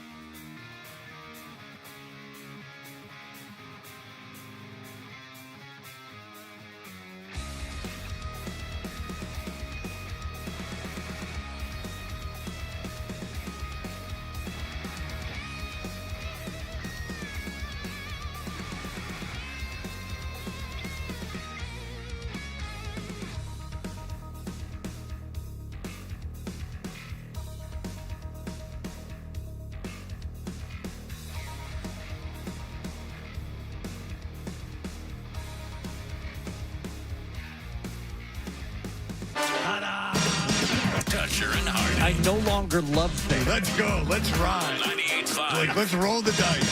Sports Hub.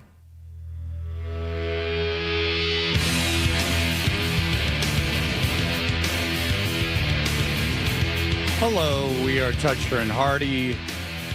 Dan Roche is in for Hardy, and Dan lives a very interesting life outside of his when he's at home. The other day he was like, I couldn't take a nap, so I he lives in Andover, which is like 40 miles from the Garden. The other day he told me, he goes, I couldn't take a nap, so I drove to the Garden to go to the 1:00 Sweden-Finland game. That's how he... Canada, Finland. Whatever. Canada, Finland. Stupid. Whatever dumb game. But it's funny to me because, like, when he can't sleep, his idea is to drive 80 miles round trip to go be at the Garden. That's that's how he relaxes, apparently. Because you didn't have to work there, did you? Yeah, I mean, I worked later on. I had to anchor. Yeah. But you went to that game just because you couldn't sleep. Yeah. I mean, I could have gone a couple hours later. I ended up getting Marchand post-game. So, things like that. Yeah, all right. But it's always on my mind. You know what I mean? If I'm working, it's on my mind. Do you, at the Garden, do you, know people that let you park and everything? Or do you get treated well? I park in the garage. Just you pay and take a ticket and everything? The other day, and my company's going to kill me, it was $130 to park. Yeah, it's $65 they a game. charge us for 2 games. Yes. Even if you got there at noontime. But it's $65 normally, right? Yeah. So, I mean, there's no discount for that. And they charge you, okay, you're there for the 1 and the 8. Yeah, $65 a whack. But everyone at the Garden knows you, right? Yeah. And you don't have to go through, rigmarole of, showing them a pass and everything anymore, do you? They just let you right in. No, I mean... Yes and no. You know, you have the pass. Well, I mean, I've gotten in without I know enough pass. people. Yeah, I've got it. I always have my pass with me, Fred. Because it's and what does that allow you to do that pass? Correct. I don't know. Just get to where I need to go. Up to the. There's level. people listening that never have been in the Garden, TD Garden at all. Security entrance. You go up to the 3rd floor. That's the event floor. That's where all the locker rooms are and everything else. So you can just walk into the locker rooms. You have carte blanche to walk into the locker rooms. No, I mean you have to have your pass on. With that pass, yes, you have carte blanche to walk into the locker rooms when we're allowed to. Yeah. When they meet, yeah. Do you ever? Do they still? They don't have a B in the middle of the floor anymore, do they? No. Yeah. It's on the ceiling, right? Yeah. Did you ever stand on the B? Go once. I get yelled at for it. Yeah, I stood on the B, and someone who worked for the Bruins was like, "You got to get off that B," and I'm like, "No." And then Sean Thornton and the team came in, and the guy goes to Sean. He's like, "Look, Fred's standing on the B," and he goes, "Who gives it F?" And because I figured they don't care. I figured it was someone. It might have even not been someone with the Bruins. It wasn't. It was a writer. Oh. Like a writer told me to get off. I'm sure it. you took that well. No, I just was. I didn't yell at him. I just was like, right. I'm not moving now. Now that you've said this, I'm not moving. And then when that's what happened, it was a writer. Oh. And then when the team came in, they went, "Hey, look, he's standing on the B." Like, yeah. And then Sean went, "Who gives an F?" And then that was that. Yep. And because I had a feeling, I knew that team. I don't know the team anymore. I knew that team. I had a feeling they could have cared less if I was standing on the B in the locker room. Who yelled at you? I don't know. It wasn't a player. I know. Yeah. No one ever yells at Dan. You don't think the players stand? That was the dumbest thing. No If you one don't know yells. what we're talking about, Yes. is in the old, the Garden, but they used to have. I guess I haven't been in the locker room since. Maybe I have, but the locker room back, 10, 12 years ago had a big B in the middle. And the Bruins, the Spoke B. The Spoke B. Well, yeah, I figured people would know. It wasn't a yellow jacket. We kind of figured that. Yeah, All right, fellas, I was just trying to help out. People that don't know, they don't know. Yeah, you just said to me 2 minutes ago. They had 2 moderately sized breasts right in the middle of the floor. They had 2 Bs. So it didn't even register. I appreciated it, but it didn't register. what was the joke? The 2 Bs. Well, mine? Yes, yours. Oh, my joke. Yeah. Your joke went It was a real zip home run. right over. Yeah, he doesn't care. Okay. He doesn't care what anyone else is saying. And so, What? You're standing on. I'm killing all the time because you told me this isn't much of a contest. So but they're like you can't stand on it, which is ludicrous. It was. I mean, it wasn't a foot by a foot. It was like. 8 feet by 6 feet. I know. Like it was you like can't 6 stand in the feet middle by of the 6 room. feet. It was Right. in the middle of the room. And we have nowhere to go in that locker room, so you can't really go over and sit down. Yeah, like what are you going to do? Like stand in someone's locker? That's far more intrusive than standing in the middle of the room. By far, the most uncomfortable part of our job, in my opinion, is standing in a locker room, waiting for someone to talk. Don't miss that. Oh, good Lord. When we first, I think we were on the sport. Maybe we weren't on the Sports Hub, or maybe we had just started. But Crash went to a Patriots practice. No, we were on the Sports Hub. Okay, and we were there. He went into the locker room because then we had passes. So yeah, it was the Sports Hub because now we have passes. This Ben Jarvis, Green Ellis? No. Okay. And Crash went in Adelius Thomas. He started yeah. interviewing Adelius Thomas, and Adelius Thomas took off his towel while Crash was interviewing him, and he just started laughing and started talking about his penis. And we played it, and the Patriots did not care for that one bit. But it is funny because it just shows you how odd it is to be in the locker room if you're not a regular reporter. Yes. There's just guys, buck naked sitting there talking to you. It's pretty weird, even like for a guy even. Go ahead. It's weird because all of us at one point or another, and this is a long time ago for me, get yelled at for one reason or another. And I can't remember anyone, and I've spent a lot of time with Dan in locker rooms in the past, I can't remember anyone ever yelling at you about anything. Well, Francona used to yell at him. No, it was me he yelled at, and Dan who came to my rescue that day. No, but Dan got yelled at by Francona. Oh, yeah, he got mad at me a couple times. Yeah. Okay. I don't remember that. Dan, yeah. And I'm sure Shane Victorino was the one who really yelled I'm sure if Dan's been yelled at by players, there's no way he hasn't. If you've been around that much, it doesn't probably not even anything he did. But you're around those psychopaths that long? Someone's going to yell at you. You don't think a Patriot ever yelled at him? The amount of did you see the U.S. team? Well, maybe we'll get to your game coming up after this. But did you see the U.S. team on the ice when they were showing one of the Kachucks? I think it was it wasn't Matthew Kachuk. It was the other one. Brady Kachuk. Did you see him like flopping his like shoulders around like in all this stuff? Like I don't know what the hell was coursing through his system. It wasn't pure adrenaline, I can tell you that. So my point is that like after a game and those dudes are that jacked up on whatever. I know adrenaline's a lot of it, but I don't know if it's all of it. Right. And then they're coming down off of that. I'm sure you've gotten yelled at a lot of times for doing nothing, for just being in the way, like being in the way when you weren't even in the way, right? Oh yeah, KG yelled at me once in the Lakers locker room during the finals. Kevin Garnett?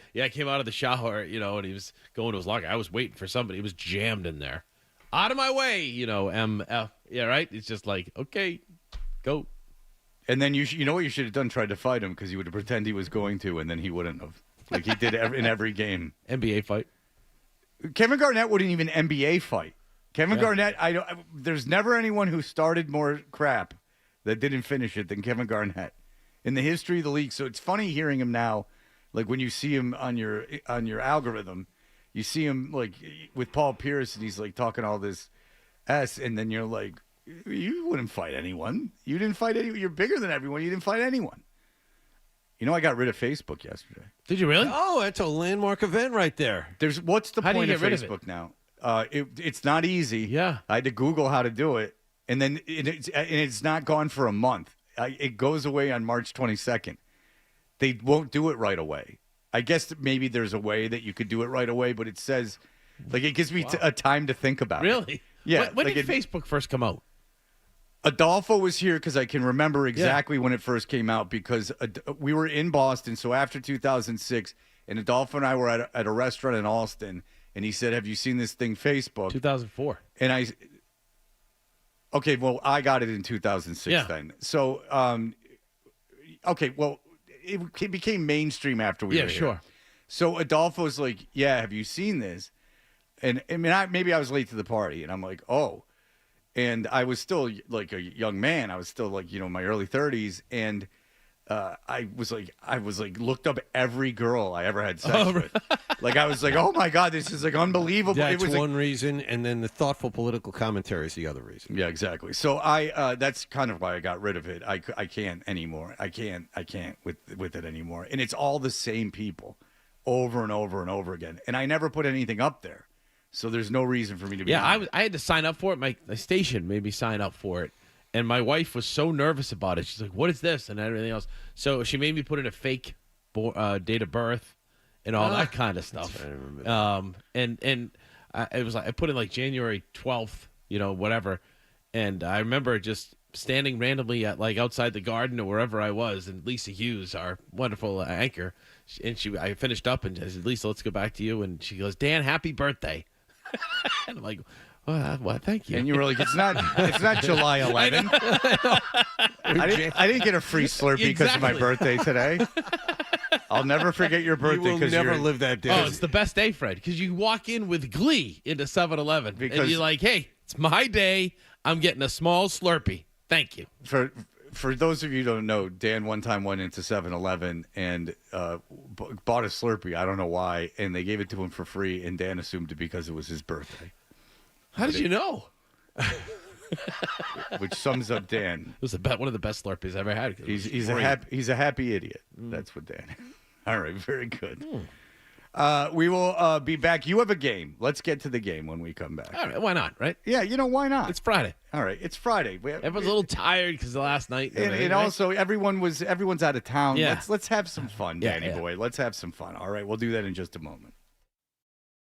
Sports Hub headline.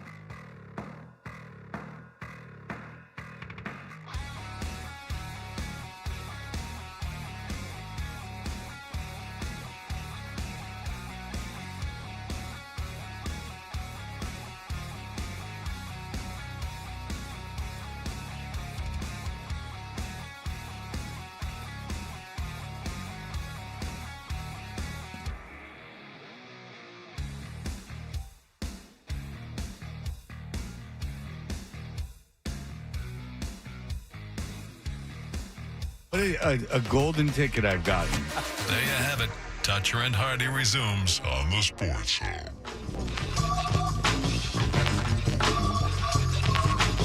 We are Toucher and Hardy. Dan Roche is in for Hardy. We're brought to you by FanDuel Sportsbook. Make every moment more with FanDuel. Matt, go ahead. Fred, Yeah. I'm challenging you to come up to my house in Vermont over the summer. I have a whole house you can stay in. It's not my house. You don't have to see me, although you and I have some things in common. We love the same hip-hop. I even sent you a MF Doom LP. Oh, yeah, thank you. Yeah. Yeah, you come up over the summer. It's free of charge. It's a 2.5-hour drive at the most. You will love it. I'm telling you, you are not the issue that why I wouldn't go. Seeing you would not be a problem at all. But I got to stick to my guns. I don't like Vermont. There's nothing about it that I enjoy. I hate the hippies. It's too. We're not far hippies. removed. I'm from the city. I'm from Cambridge. I know, but it's not your house. You like going there, but I have to stick to my guns. I can't go there. It's too much to me. I have a All political right. and philosophical. You're never too old to change, Fred.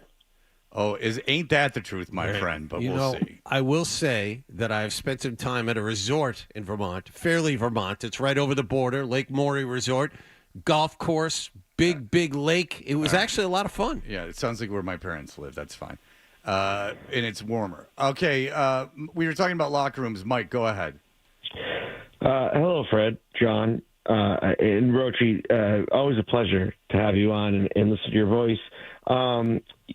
Fred, you dropped the ball, though. You're talking to Roche about locker rooms and the history of Boston locker rooms.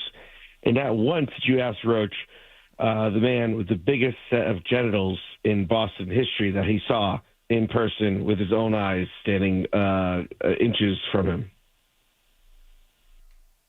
I don't know. I never thought of that.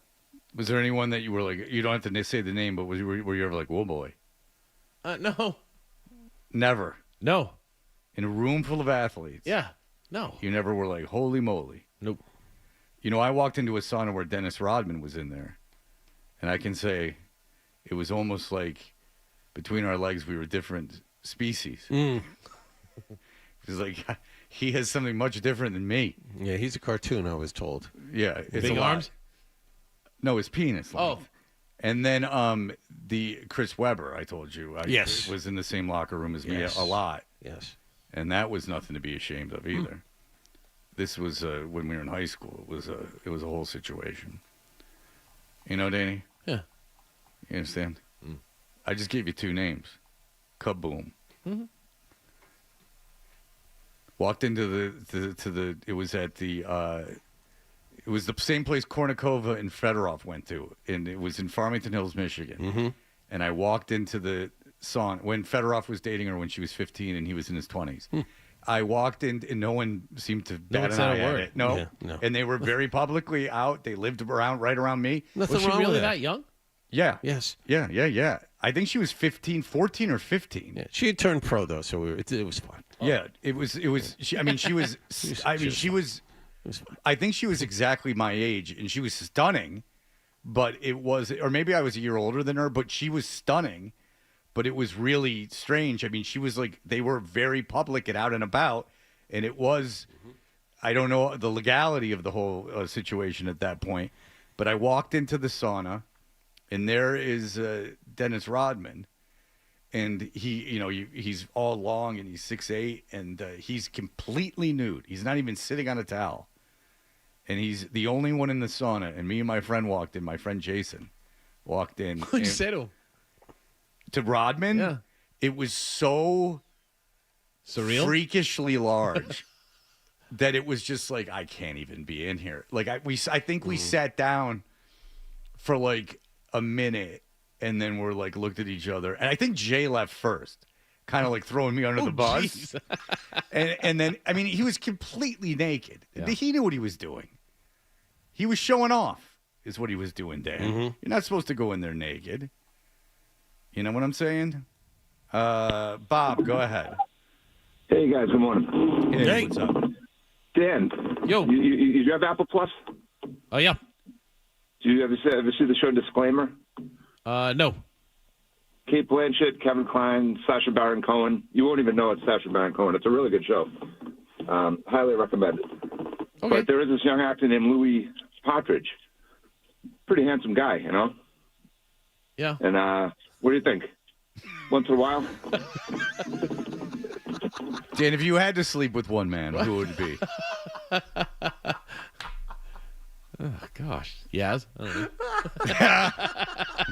I've met him. He has charisma. I will tell you that. So what do you think? Really? What are people doing? If you were sitting down in Cooperstown, leave me alone, everybody. If you were sitting down in a Cooperstown bathroom, no more calls, and something just came through the side of the door, and you knew it was a Hall of Famer, but you didn't know which one. That's right. Dealer's choice. Would you do what they wanted you to do? That's the question, Danny. That's great.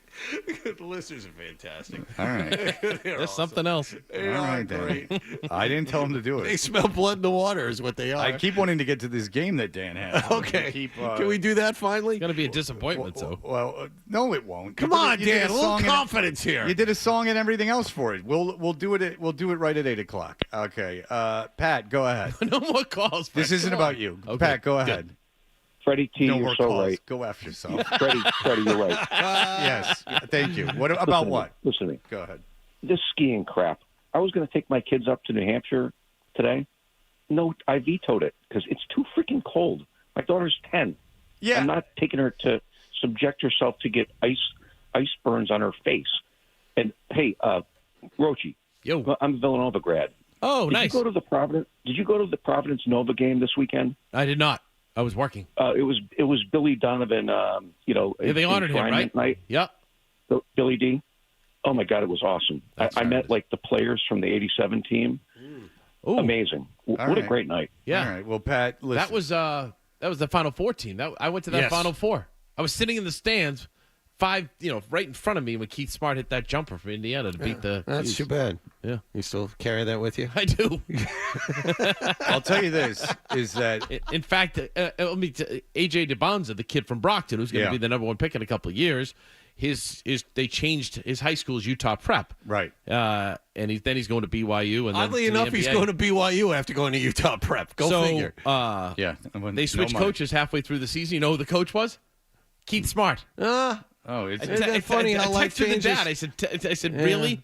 Tell AJ not to play for him. And he said he showed that to the coach, and the coach started laughing. It's interesting. You've held on to that all these years. That's like 45 years ago. I know, right? Benjamin, hello. Freddie, baby. Benjamin, hello. Hello. Roche, baby. Hi, Ben. Hey, John. Hey, Benjamin. How are you? I'm good. Calm down. Nice hat today. Thank you. Roche, I'm a little concerned about the Red Sox bullpen. Obviously, you know my connections and everything. My biggest question is if you had to choose 3 for a Freaky Four-Way, what 3 Disney characters are you going to involve in that on Space Mountain with the lights off? Which Disney character I like do you that. find the most That's a attractive? tough question. Most attractive? Yeah. Goofy. I like Goofy. Okay. And Mickey and Minnie. What is Goofy? I don't know. Okay, so you like that. You like that ambiguity. I understand. Yeah. I understand what you're saying. Yeah. You're like an early Prince fan. Very ambiguous. I understand what you're saying. You don't want to quite know what's going on. Right. Right. All right, so Goofy and what Pluto, else? you know it's a dog, right? Pluto's the dog and Goofy, you Probably don't Mickey know. and Minnie. Both of them. Yeah. So Interesting. a devil's three-way. Interesting. Very good. Let's play your game next. No. It's your game. All right. You control the action. As long as there's a theme song, that's all I care about. Yeah. So this was Wednesday. I was getting out of Foxborough. It was late. I had a lot going on. Finished the All Access show tonight at 7, WPZ. So I just slapped this together real quick. I apologize. It's not the best. Not my best. You're a real. You should warm up comics. You should be the opener for a comic. Jesus, Dan. What's coming up is not so great. This sucks, but stay tuned. It's gonna suck. All right, just Stay with us. The other side of a break. Dan, go ahead. Roche. So I was wondering about the Devers thing on third. Is he going to play second? And then it got me thinking. So me and my wife play this game called Snow Whiting, where one of us will take turns pretending we're asleep. And, lo and behold, you got to kiss somewhere to wake us up. Now I walk in there, my wife is face down. What do? Do I go for the Dark Star or not? What's going on today? I don't know. I haven't done anything. Who's screening these calls? Nick, you screening these calls? I've never heard of that before. Crying out loud. He just said the Dark Star? Yeah, I've never heard that either. I've never heard that. Dan from Newton Wow. getting Ben and Dan in the same segment. Dan, I know we're close up against the clock. Can you keep your answer to 15 seconds? Am I having a bad Look what I had written on the sheet. MLB. I was going to talk to you about the salary cap in the MLB. Please? I swear to God, that's what I had planned. I swear. Where have we gone? What happened? I swear on my children's lives, when we were talking to Bert, I wrote MLB on here to talk about it. All Had right. a great night last night. What's going on? Well, they really are putting you under the gun, Dan. They're asking you questions you're not Stop answering. with the questions, people. Yeah, they're asking you questions you're not answering. Stop calling. Leave me alone. It's tantamount to torture. All right, we'll be back in just a moment. You're listening to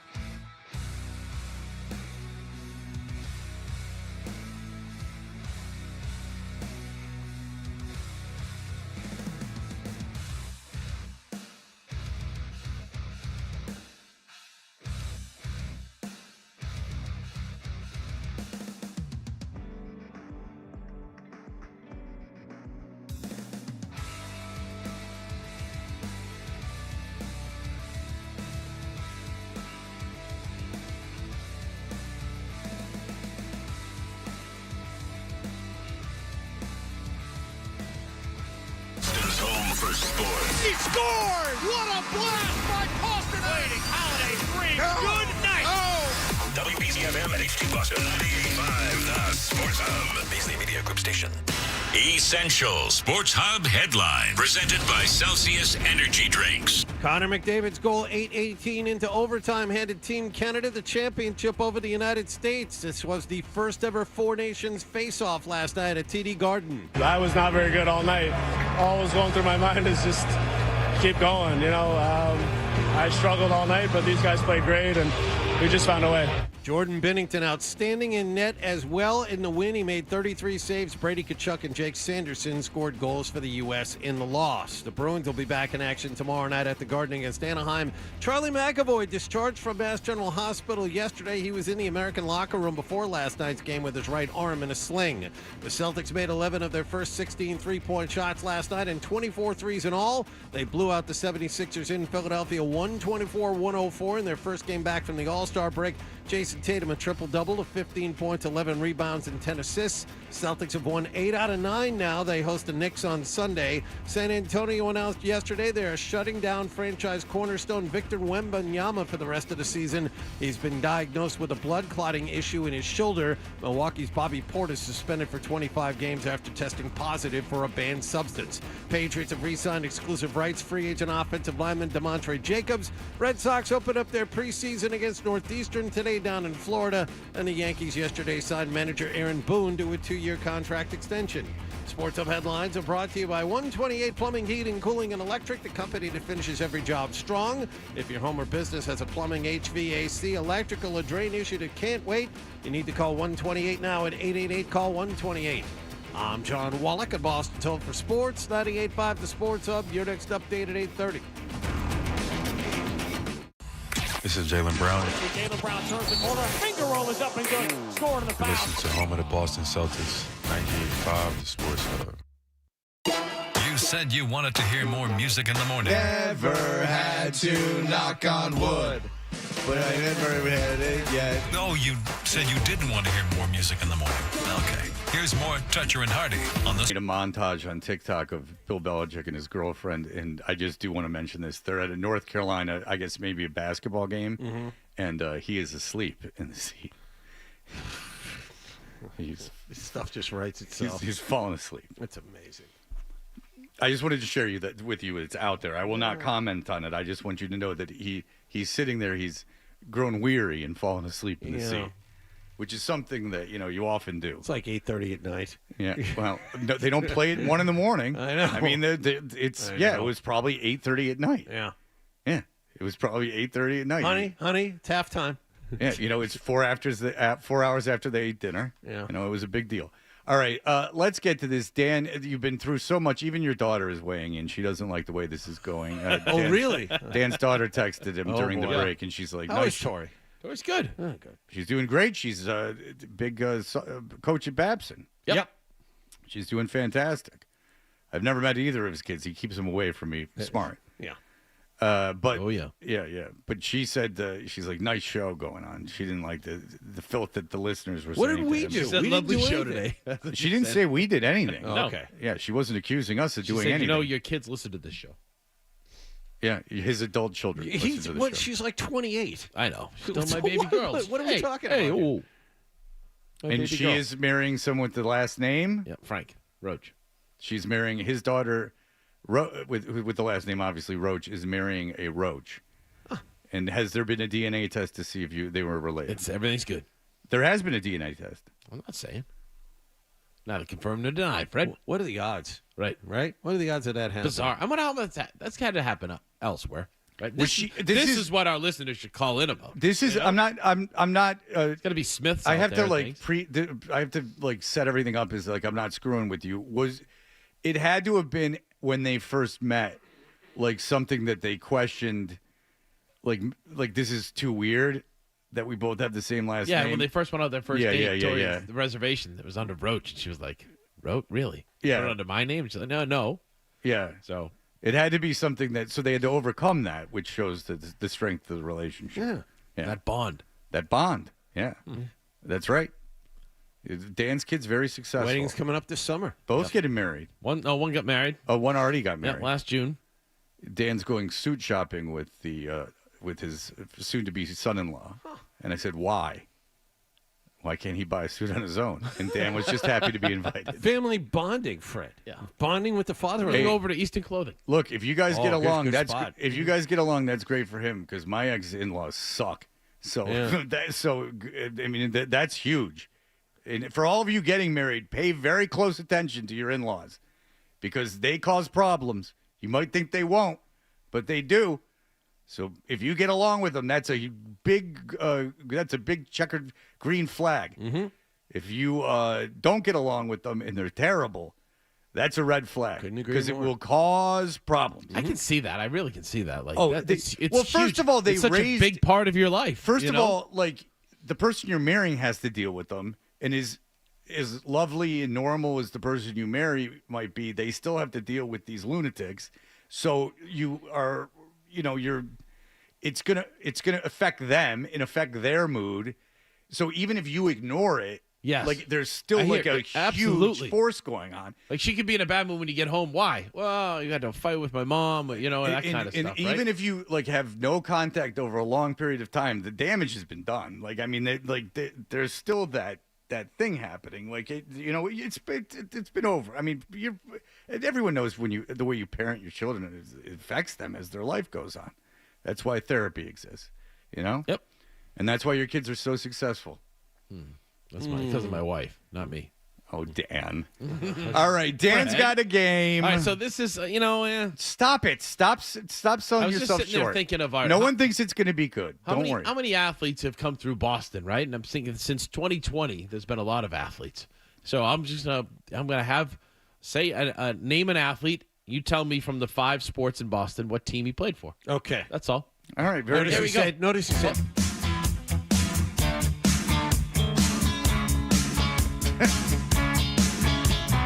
Who can it be now? Which Boston athlete? Who can it be now? Tell me this athlete. What sport did he play? What team was he on? I don't know, you guys. You have to guess their name. And if you do, you will be alright. You'll get a prize. And we'll have some fun. This is Red Raw. No, shoot, screwed it up. That's all right. So not only did he not rhyme anything, he also just stole lines from the original song. Why didn't we wait until now to do this? We should have done this at 7:20. Well, now there's more. There's supposed to be more listeners now. All right. Maybe we did make an error. Notice you said 5 major sports, Fred, so get your soccer cap on. Like as if that was necessary. I would have known everyone that was on the Patriots roster for the last 5 years. You're going to ace I could say Carlos Heel, and Fred would be like, You actually could. All right, go ahead. I know that one. All right. He's going to know everything. No. So go ahead. John will know all these. We'll see. Yeah, John memorizes this stuff. If it's a Celtic, you might as well not ask him. Okay. Because he'll know for sure. All right, first one, let's try Sean Davis. Which of the 5 teams did he play for? Sean Davis? All right, I'm saying it's not. Then it's not a Celtic. No. It's not a Bruin. Why did you have to put Revolution players in there? It's so unnecessary. It's either the Patriots or the Revolution, one of the two. Go ahead.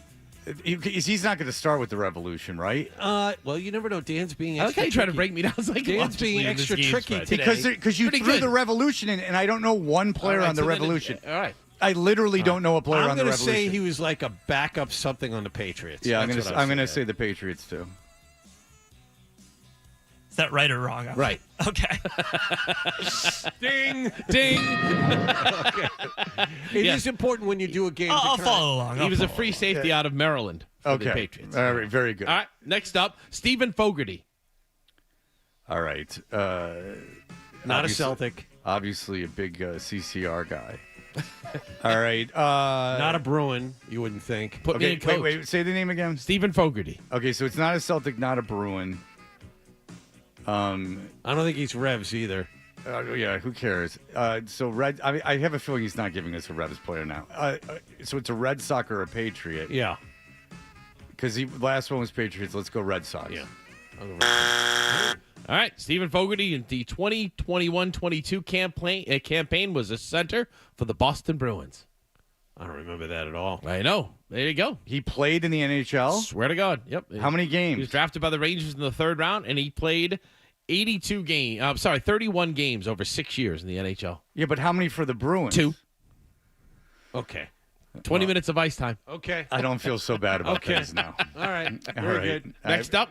You know that we're getting an email. You guys don't know anything. All right, exactly. You don't know Fogarty? Taylor Scott. Okay, Taylor Scott. The name Taylor screams revolution. I'm saying Red Sox. Are you including revolution players still? Yep. Not yet, but I say Red Sox. I'm saying revolution because Taylor is a Umbro wearing middle part having name. Oh. Red Sox. So John was right. All right, very good. Played. He's 30 when he was 31 years old. Okay. Pitched for the Red Sox. He's Very been in the good. major leagues for 4 years. 114 2/3 innings. Okay. There you go. I'm 2-1. All right. Excited. Good for you. John Bell. And this still includes the revolution. So it's not a Celtic because Wallach would know that. No. It doesn't sound like a Bruin. So John Bell, it would be a Red Sox, a Patriot, or a player on the Revolution. I'm saying Revolution. I'll this say time. Revolution, too, because we haven't done it yet. Yep. All right. No, it's correct. Attaboy, Ryan. You and Ryan are really. He was a big part of the Revs. Are really cooking with gas. 2021. You could name anyone on the Revolution. I don't know anyone except for Taylor Twellman who's ever played for the Revolution. That was a guess. I don't know anyone. Really? Yeah. I don't know anyone Gustavo ever. Bo. I honestly don't know anyone who's ever Carlos played. Heel. I couldn't Adam tell you. Buxa, the Buxa brace. I couldn't tell you the indifference I have to that team. That I just, when it's on this station, like when I go in the shower and it's on this station, it is so aggravating because then I have to get my Bluetooth going because it's awful. Do you know when they open up their season? No. Tomorrow. Great. Against Nashville SC for Caleb Porter. You don't care about the Revolution. I do like them. No, you're sucking up to the crafts. No, they're on TV No. 38, which is why he cares. No, they used to be. I loved doing that. When we were doing the game when they won the Supporters Shield with Bruce Arena and everything, I liked that. Supporter Shields for the best I had record a good in time. the MLS. We actually had a couple games on Channel 4. It was fun. Really? Did a pregame show? I did. Yeah. Do you like London hockey? Do you like the United Kingdom hockey? It's the same thing. The level of play in the it would be like like Australian it would be like Australian hockey. It would be it's the worst players. So even if you like soccer, why would you watch the MLS? It's the worst players. There's a lot of people that go. I didn't say there's not people that I'm just questioning why like they it. would. Why do you like your heavy metal riffs and stuff? Why don't you go listen to Guitar Fest? You know what? He knows me too well. You get me every time, Roche. All right, last one. Matt Ryan. Oh, that's a Celtic. Well, he's an Atlanta Falcon. He of course. is, but They're a BC Eagle. he's a Celtic. He played one game for the Celtics. So you screwed up by putting Celtics on He's a it. Celtic. Yeah, we knew John. I knew John would get it. Because John, Right? He played one game for the Celtics. Yeah, it's 5 almost- minutes in I said that. 2024. I said I mean, that. 2021-22. It's sad because when the year they gave John all the Celtic games, it left him in this purgatory where he feels like he has to still study them. Yeah. Just like on the off chance Grandy dies. Who was the physical therapist that year? Oh, I know, right? Who was the physical therapist that year? Trainer of the Celtics is Ed Lasert. At the Central Catholic. No, crowd. not anymore. He's No. gone. No. I don't know who the physical therapist. So there is this purgatory, Johnson. He'll admit it. There's you watch every single Celtics game, right? I watch an overwhelming majority of them. Yes. Yeah, and you study that. You study them more than you study the other teams. Like you study them. Not.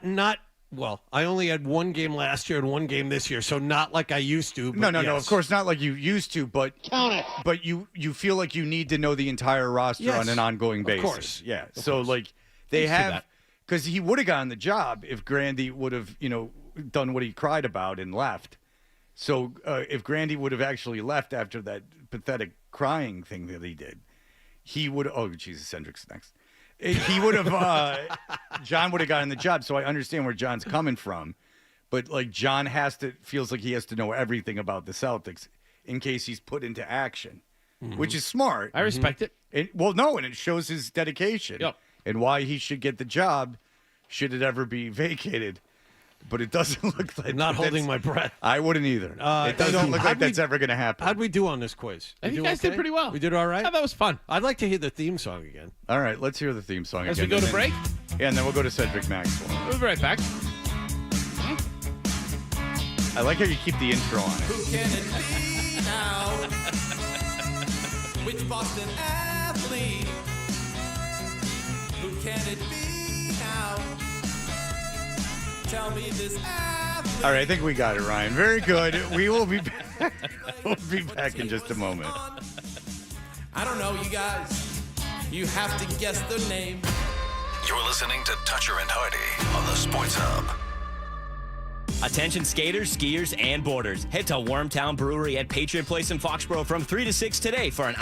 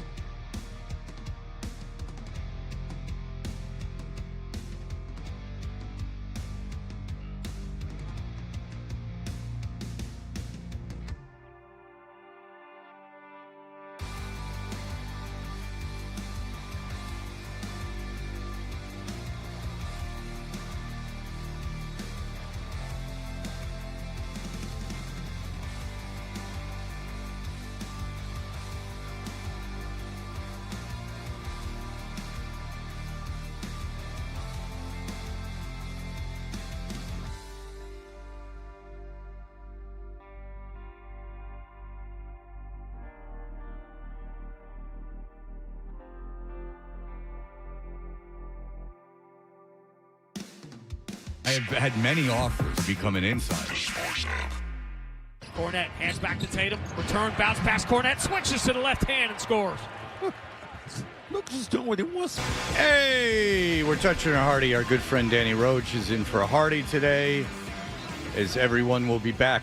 There's been no traffic, by the way. Have you noticed that? There's been no traffic this week. I have noticed that. Even at the early hours that we go in, the traffic has been cut in half. What 2 cars are out there are cut by half. Yeah, yes. There's no one at the gym. It's been delightful, but everyone seems to be out of town but us. We are the only people in the world that are not out of town. Cedric Maxwell, of course. Everyone loves Cedric, and I'm not being sarcastic. Everyone loves him. He's the Celtics color analyst for 98.5, the Sports Hubs Radio Network. Hi, Cedric. Hello, gentlemen. How are you guys doing this morning? We're doing well. Do you know Dan? Oh, everybody knows Roche. Everybody knows Roche. Are you kidding me? Max, a guest. On Sports Final. One of the most famous people out here, Roche. Come on. Do you know one time Dan and I did a broadcast? John was there, too. John, and I did a broadcast from Foxwoods or whatever the other one is, one of the casinos. No, it was Foxwoods. And so we were walking to the broadcast location like around 5 a.m, and the people that were at this area that we were they'd been playing slots. They were playing slots at 5 a.m, and they were like elderly ladies that were in motorized wheelchairs with oxygen tanks. In no lie, 2 of them came up to Dan and were like, "We love you," on different occasions. That's his audience. God bless him. He's the best. Between 70 and dead, Max. That's my audience. Yeah. Well, with the ladies, I mean, that's for sure. All right, Cedric, we watched the it was on. They did it. The NBA All-Star Game. So you see this Four Nations thing, and it's got its faults, but the Four Nations thing with hockey, and it got, like 10 times the ratings that hockey usually gets. And then you see what happened with the All-Star Game. Just what were your thoughts on it, and what do you think they should do? Well, I'm not a fan of the NBA All-Star Game because I think that, guys don't take the game seriously. And that first of all, is, normally guys get hurt. If I was doing the games, what I do, I put some WNBA ladies in and mix them in with the gentlemen, and I think they would play harder. That's brilliant. Yeah, the 120. That's the best idea I've heard. Yeah. That's fantastic. And people would watch. I would watch that. Yeah, the 125,000 that the players are going to make doesn't mean anything to them. I mean, the winners got 125,000, but I think you have to include it. I mean, one of the most fascinating things I've seen over the last couple of years was, I think, when the young ladies shot against Steph Curry, 3-pointers. And I think this year they were trying to get Caitlin Clark to come in, and she said that she didn't want to do it right now. She wanted her first All-Star game to be in the WNBA, but that would be fascinating to me. So I think you have to have a mixture of both. But the game itself, they're trying to do other things I think which are pretty good. The slam dunk wasn't bad again, but the actual game is a travesty. So I really don't watch it. Yeah, it's funny that Caitlin Clark is in a position of fame where she doesn't need the NBA All-Star Game. I mean, why would you? Seriously. No, that's what I'm saying is that point? she is crazy. She's so famous that she doesn't need that stage. I mean, that she can turn it down and just like, I don't want to do that. Nobody else would. No. No one else should. Caitlin Clark is the only one who could. Yeah. Like anyone else who doesn't do it. Sabrina Ionescu, the woman that Max was talking about that shot against Curry, she was probably the most famous person in that league before Caitlin Clark. Yeah, if I remember correctly. Well, now there's Angel Reese and stuff, and Nike's doing a campaign with them, which has got Kendra very excited. ESPN can't get enough of women's basketball. Oh ESPN my God. can't get enough. Have you watched SportsCenter? Have you seen all the WNBA at the head of the show, Max? No. Okay. I don't watch that kind of stuff. No. I got a real life. I got watch games. I mean, give you guys some insight here. Matter of fact, last night the Celtics won the game last night, and it was a great game they played. But our plane did not work last night. We're supposed to have been coming home, and we're actually still here in the lovely city of Philadelphia. which you hate. You hate Philadelphia, and for good reason. And so, not at the Four Seasons though. I'm on the 55th floor. Whoa, out the city. That's not bad. That's easy lifting. Max, how long? Did they call but that? You have to share a room with Grandy. So that's what they tell me. Max, did they call that like early? Like how did you wait on the tarmac? Like when did they call that? No, we were actually on the bus, and they came on, and we were ready to go to the airport, and they said the plane is not working, and they're trying to get a replacement. And so we were there at the arena for about an hour, and then we came back to the hotels, and all the rooms were not made up, and then they had to come back in and scramble. But the people at the Four Seasons did a great job, and we're much better for it. I'd rather have a flying plane than to see what's happening here lately. Okay, so what's the rest of this regular season like for the Celtics? If you were an All-Star. But by the way, real quick, when you were an All-Star, did people try in the game? Well, first of all, I was never an All-Star. Oh, really? You know, it's funny. I just looked that up, Fred, as we were talking. I was shocked. Yeah, Max, I was shocked that you were never an All-Star. No, you've accomplished better things, but okay. Well, no, I think that when I think about the All-Star games that were played, it's just like looking at some of the guys who are getting in the Hall of Fame now. I'm pretty amazed watching the names and the numbers and the people who go in. It's baffling to me to see some of the guys who've gone in. And not to say that I wouldn't appreciate it, but to say I haven't had a vote yet, that to me is kind of strange. I don't know who I pissed off, but I pissed somebody off. Well, you know that they're favoring the modern player too. Because like Chris Bosh is like they put like real borderline guys into the Hall of Fame now, and it's everyone. It's not only the NBA, as you know, it's international. It's like everything, So. Dino Raja, I think, is in. Dino Raja is a 10. Look, one stinking vote, one stinking vote to put my name on the ballot. That's all I'll say. If you can give me one vote, I'm good. I don't need to go in, but just to vote somebody to say, hey, your name was on the ballot. You didn't make it. I think I would appreciate it with some of the names that have gone in now. But for me, the Hall of Fame is the elite of the elite. And some people aren't going to make the Hall of Fame. And that's just how it is. And it should be like that. Max, but if you got in, Max, though, they'd probably just give you a watch like they did for the Finals MVP, right? Wow, that hurt. That hurt, Roche. That went right to the gut, What's the story there? I don't know the story. Max got a NBA Finals, right? This big thing and everything. What did you get for winning that, Max?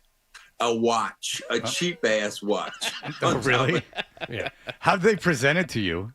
I was at the Waldorf in New York, and they gave you the trophy. Then they gave me the watch, and then I was assuming once I went outside that I was going to have a car with a ribbon on it.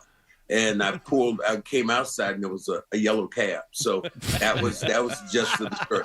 And then proceeded every year after and every year before, the person has gotten a car. But I just happen to be that one person that at Rodney Dangerfield, just no respect, just slap me around. Do you think you pissed people off, and that's why this is happening? Like, that you were so aggressive. It's actually a compliment to you that you piss people off because of your aggressive ways and things like that, and that maybe that's why this stuff's not happening? Well, you look, how long was it? John Wallach will know this. John Wallach, how long was it before I got my jersey retired with the Boston Celtics? 20, 25, 30 years. How many people wore it after me? A lot. Mikey Moore, Dead Fred Roberts. Right, I was just going to say, Fred Roberts had it in the mid-'80s after you left. So sometimes, you step on people's toes and things happen. So, but, at the very end of the day, I said, for me, if I was just on the ballot with one vote, I think I'd be okay. What would mean more to you, getting into this incarnation of the Hall of Fame or having your number retired by the Celtics?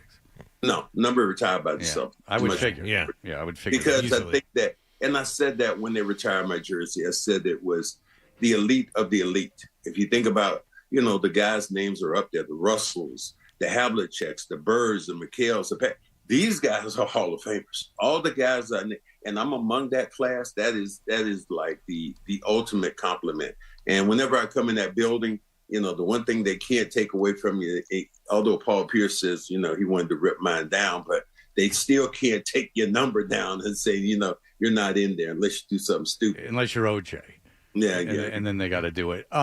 Do you think that Ray Allen's number should be retired? Absolutely. Okay. It should be retired because of what he did. You know, people talk about Paul Pierce and Kevin Garnett, the big three that they had. Well, it was three. It wasn't two. And you retire the other two numbers. Ray Allen is one of the greatest shooters ever to be in the league. And if he had not been with the Celtics during those couple of years, they wouldn't have won the championship. You know, Paul leader, but Ray and you look at all the other guys, but, you know, to me, his name should be there. And when Kevin Garnett embraced him, that to me was a real cool thing. He said, you know, he called him Lloyd. He said, Lloyd, you're next. And that to me, that was huge. I hope it happens. Why they call him Lloyd? I don't know. I don't know something. Why does he call him Lloyd? I'm not sure if that's his middle name, but he always called him Lloyd. So I just said his first name is Walter. Walter Ray Allen. Well, so it's weird. He did have a scene in that movie with Chasey Lane and Jill Kelly in their primes. Held his own. Did real well. They shot a scene for that movie where he had the two hottest porn stars of the day. Game. Yep. He got game. They did do that. You're welcome, Max. You wanted to know. Yeah. Do you remember Chasey Lane and Jill Kelly, Max? No, I did not. Okay. I did not. You didn't need that. Only thing I remember about the movie he had game was I remember Denzel was in the movie, and that was about as far as it went for me. I think that it was a good movie to watch late at night or something like that, because I'm such a huge Denzel fan. But to see Ray hold his own with Denzel in the acting part, that was really cool for me. I'm wondering, Max, you ever play one-on-one with your son like that? Yeah, I did. John, my record right now is like 250-1. Because once you lose that one game to my son, that was it. He said, "You want to play again?" Hell no. That's it. My record is intact right now. I lost one game to my sons, and that was it. So, I lost two because I haven't even played the other one yet, but I played him. So, he won one. So I've lost two games in my entire career with my family. How old were you when you lost finally? Do you know? 53. Oh, yeah. Well, you're a professional basketball player. My son, I can't. I don't have the stamina. I can't keep it up. A one-on-one game, it's like I'm done after like 4 points. Let's not use that on the show. You don't have the stamina. Let's not use that. It's not good. Oh, sexually, I've a tremendous amount of stamina. That's been well documented. You know what? And this is what I love. Watching Roche's face when you start talking. Oh, he hates it. He is just going to be a day glow after Were a you while. listening last hour? Can you see Roche's face? Can you see Roche's face right? Last time, Roche, I was on with him down at the Garden, and Roche said something, and it was so black. I said, "That's the blackest thing you've ever said, Roche," and he just turned into a red mop in front of me, and I just loved it. It was so funny. It's odd because Roche is so racist behind the scenes. Can you see Roche's face? I do. I'm looking at it right now. All right, watch this. Masturbation. All right, there you go. He's very uptight about masturbation. He does not like that. Hey, Roche, watch this. I'm going to use another word. 2 words. Blue Chew. Do you even know what that is? It's a dog food, right? Viagra. Oh. Have you ever used Viagra? Blue Chew, they advertise on this radio station. Oh, yeah. We're big fans of them. All right. Yeah, you know what? You notice that we're doing boner ads and Cedric's doing Cadillac ads. So there you go. All right. You gentlemen are really cool. Yeah, we're the best. Yeah. All right. Cedric, well, look, thank you so much for the time. I'm sorry you got stuck in Philadelphia, but at least you're at the Four Seasons. So yeah, absolutely. Gentlemen, it's always a pleasure, and I will see you guys next week. All right. Thank you. See you, Max. All right. Bye-bye. All right. There you go. There you have it. Even Cedric Maxwell likes making Dan uncomfortable. Mm-hmm. Everyone loves making Dan uncomfortable. Isn't that something? Yeah. What shirt are you wearing today? Babson Field Hockey. Was that your daughter's and you took it, or no? We had these as parents made. Did they make them for you? Or did We you bought buy them? Bought them. My son takes pitching lessons at Babson because of you. Matt Noon, who's great. And that facility is no joke. That's a very nice facility. A nice job. Yeah. I think they opened their season today, maybe. Take a look. Are they in Florida? Yeah, they'll go. I think they're. No, they go into like Carolina or something like that to open their season. Point is, it's not here. Really? Because I think my son's got something with him on Sunday. And maybe it's the following week. Yeah, I don't know. All right, look, we will be back in just a moment, and we can talk about the Four Nations tournament. I had a big argument with Callahan, Andrew Callahan, yesterday about the whole thing. Dan was there throughout most of it. He was there through the whole day. And we'll get his take on it, and if this should be done again. He talked to Gary Bettman. He was there when Gary Bettman talked, and then we can talk about the Bruins' reaction to McAvoy. There's a lot of meat on that bone. So we'll be right back with that. Here are the headlines. Sports Hub headlines.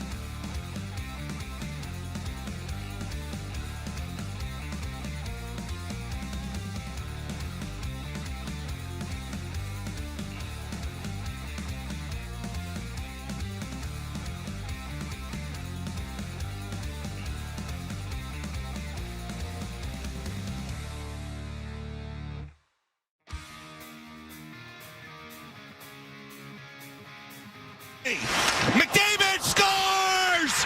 Connor McDavid scores the goal. Team Canada wins 4 Nations Gold.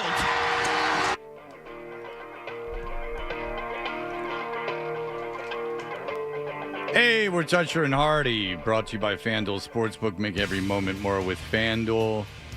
Dan Roche is in for Hardy, and Dan, of course, is on WBZ television, and he was very active yesterday. What time did you get to the Garden yesterday?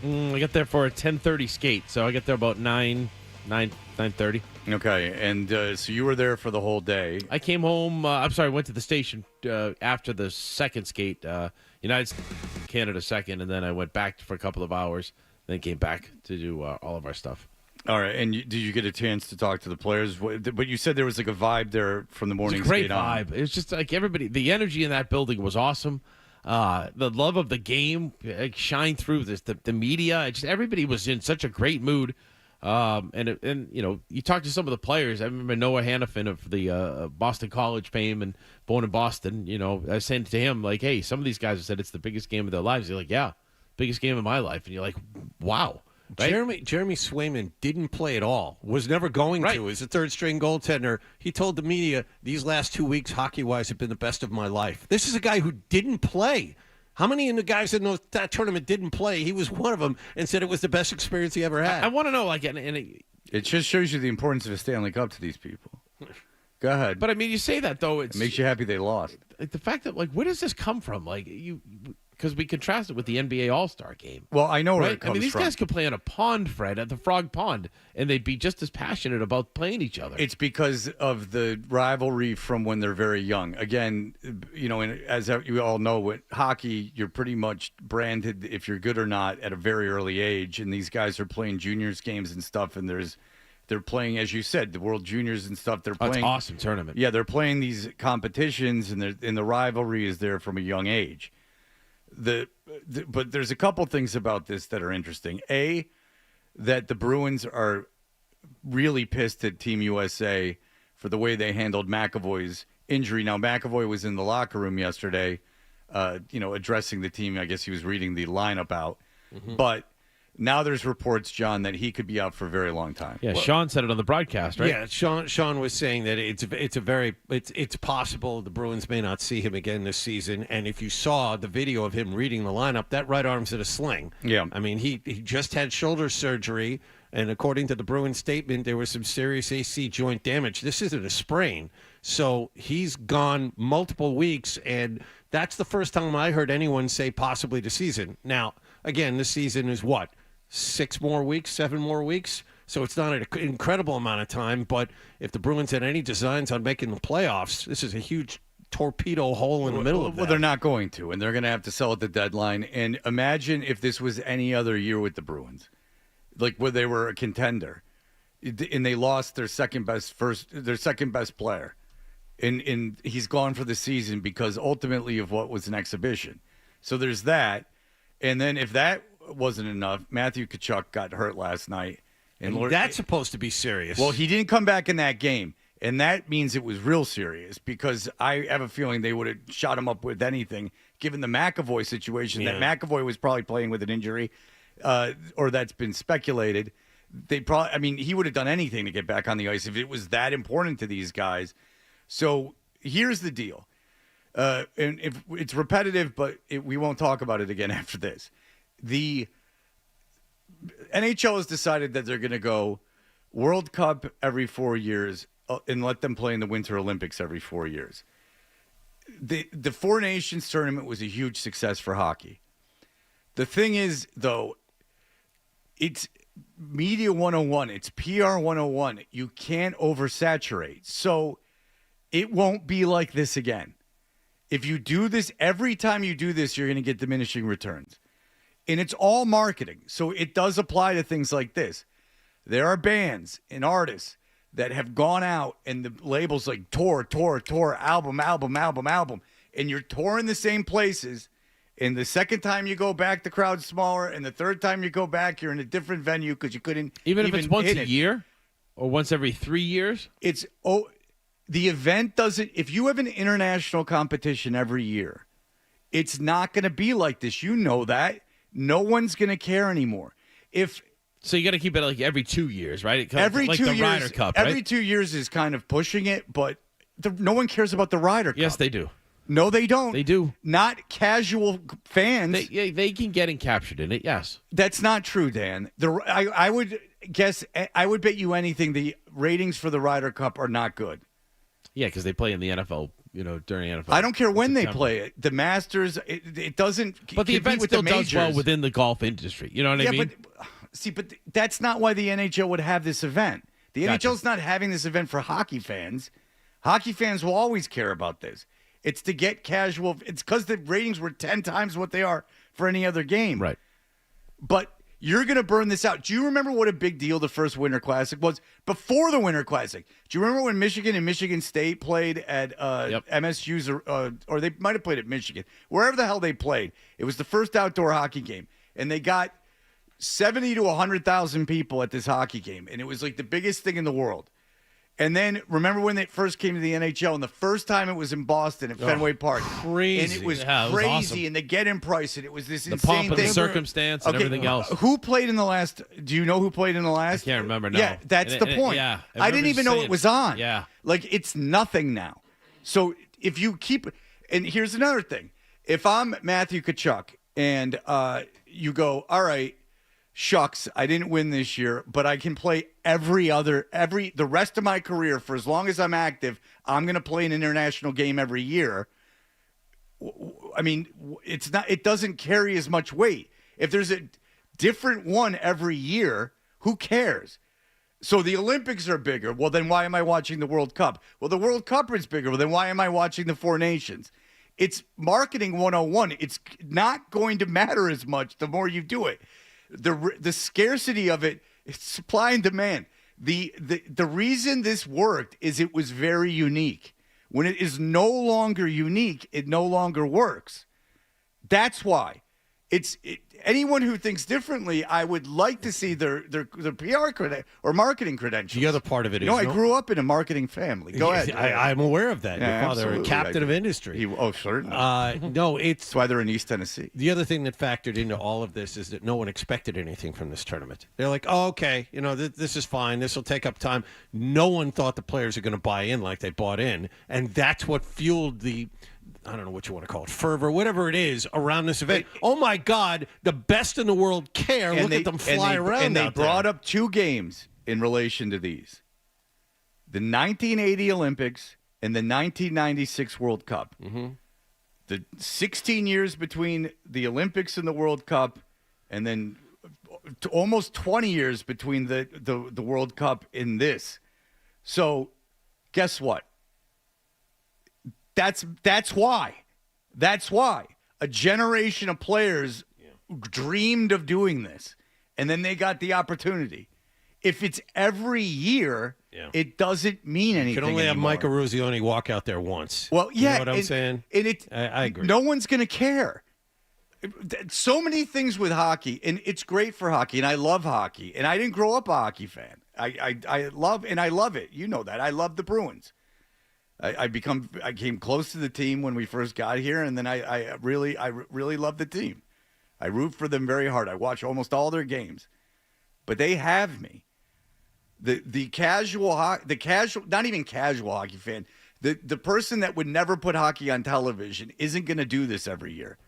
The buy-in price for this isn't going to be $1,000 every year.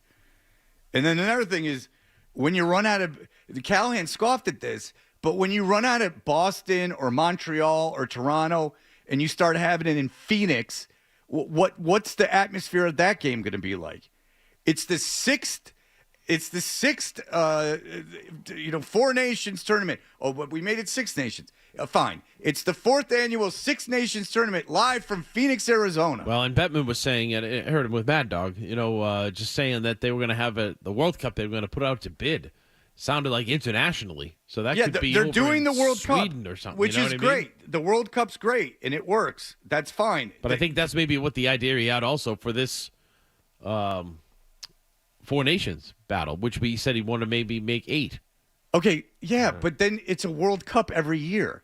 Then why is the World Cup important? Right. How often is the World Cup in soccer? Is it 3 or 4? 4, right? 4. I think it's 4. Yeah. So if it was every year, it wouldn't be as special. Right. They had the Olympics and the World Cup, and that's it. And if they had the Olympics every year, it wouldn't be as special. Yeah. I mean, come on. It's ridiculous. And now McAvoy's out, and now Kachuk's out. So if you own those teams and you want the gate, and you're in crap Sunrise, Florida, where no one went to the games before, and you have this window where you're actually making some money from gate, guess what? Your team's not winning a Stanley Cup without them. So have fun with that. And what's said has been said, Dan. It was still a great tournament, though. It was fun. Yeah, don't do it every year. Okay, they won't. It was fantastic. Don't do it every year. All right. Daniel, look at me. No, Daniel, look at me and promise me you won't do it again. I don't know why. Promise me you won't have it again, Daniel. No. World Cups every 4 years. You know what? I respect that. I like the cut of your jib. Put this kid on the staff. All right, so we'll be back in just a moment. Toucher and Hardy, 98.5.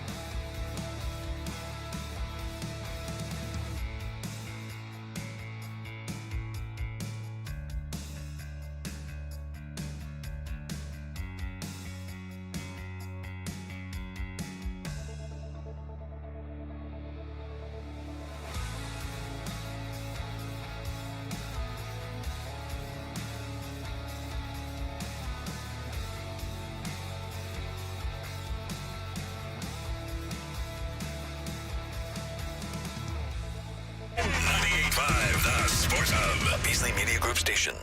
Essential Sports Hub headline presented by Celsius Energy Drinks. The championship game of the Four Nations face-off took place last night at TD Garden, and Canada got a goal from Connor McDavid in overtime to beat the U.S. 3-2. Jordan Binnington, 33 saves in net, including a couple of big ones in OT for the Canadians. Bruins get back to work tomorrow night at TD Garden against Anaheim. Charlie McAvoy released from the hospital yesterday.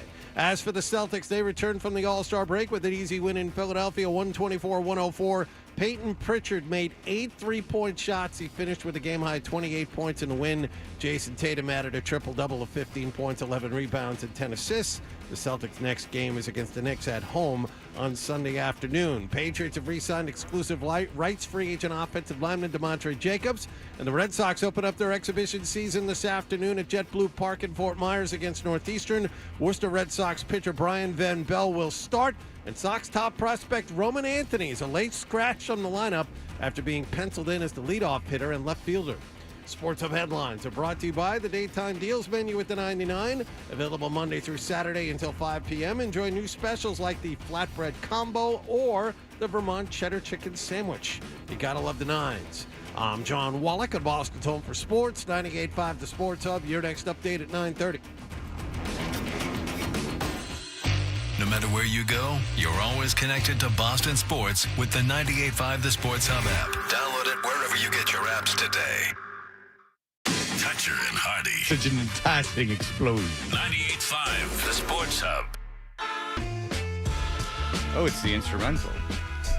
Hey, everybody. We're Toucher and Hardy. Dan Roche is in for Hardy. And See your breaking news, Fred? No. With the Yankees? No. Hal Steinbrenner announced the Yankees amended their facial hair policy to allow our players and uniform personnel to have well-groomed... And out of the park in retirement. He's doing well. Yeah, He's doing He's endorsing fantastic. a drink, a hydration drink, A-game. Oh, he needs it. I just interviewed him last week. Yeah, how's he looking? How'd that go? Did it go over well? Yeah, he's got the flow going again. The hair. Have you ever seen the show where they're on the yachts below deck? I heard about it. I know what it is. Yeah. Okay, so Johnny, it's like these yachts that people rent out for like tens or if not hundreds of thousands of dollars. It's a reality show basically ostensibly about the staff, but there are people on the boat like guests, and Johnny Damon is on one. Oh, really? And yeah, it's really good. The best is the fuddy-duddy lady that used to be on ESPN. Remember she got mad at us for something years ago? Jamel Hill, yeah. Jamel Hill is on it, and she just gets loaded the entire time. It's actually quite charming. She gets like disgustingly drunk in every episode, in every one of them, because me and Zoe got into it because there's a line where he goes, I wasn't going to jump into the water, but I just saw those two butt cheeks, and I couldn't resist. And we kept rewinding it because it was the guy's face when he says butt cheeks. Yeah. Looks so longingly. Yeah. And so we ended up watching like 2 seasons. But, Jamel Hill is on it, and she just, you wouldn't think, because she's like a fuddy-duddy. Yeah. Like she's always wagging her finger, but I did like her more because she was completely loaded on this thing. Are you a big reality TV person? No, but I am listening to the Situations book. Yeah, No. Jersey Shore. Yeah. Lots of Jersey Shore. And I've watched it. I don't watch it anymore. It's like I don't care about what they're doing anymore, but I watched most of it. Yeah. And because Zoe got into it too, and Rock of Love. I had to explain to Joe Murray the other night the Montoya por favor thing. I don't know if you guys have heard of this. No. There's this Spanish reality TV show, which is like a dating show, but you have like basically there was this guy who watched his girlfriend on this reality show have sex with another person on the show, and they made him watch it with the host of the show. God. And he starts screaming and like rips his shirt off and runs down the beach, and she's just screaming after him, Montoya por favor. And it's become this absolute meme. I'll have to show it to you guys because it's actually really funny. But now Joe Murray is on the Montoya por favor. My wife watches. I remember we called her Trailer Park Pam for years on this show because she watched every reality show, 16 and Pregnant, all these things. I'd come home. Well, what are you watching now? Well, that's how when you had your first kid, right? 16? Yeah. Yeah. Dan has this kid they don't talk about.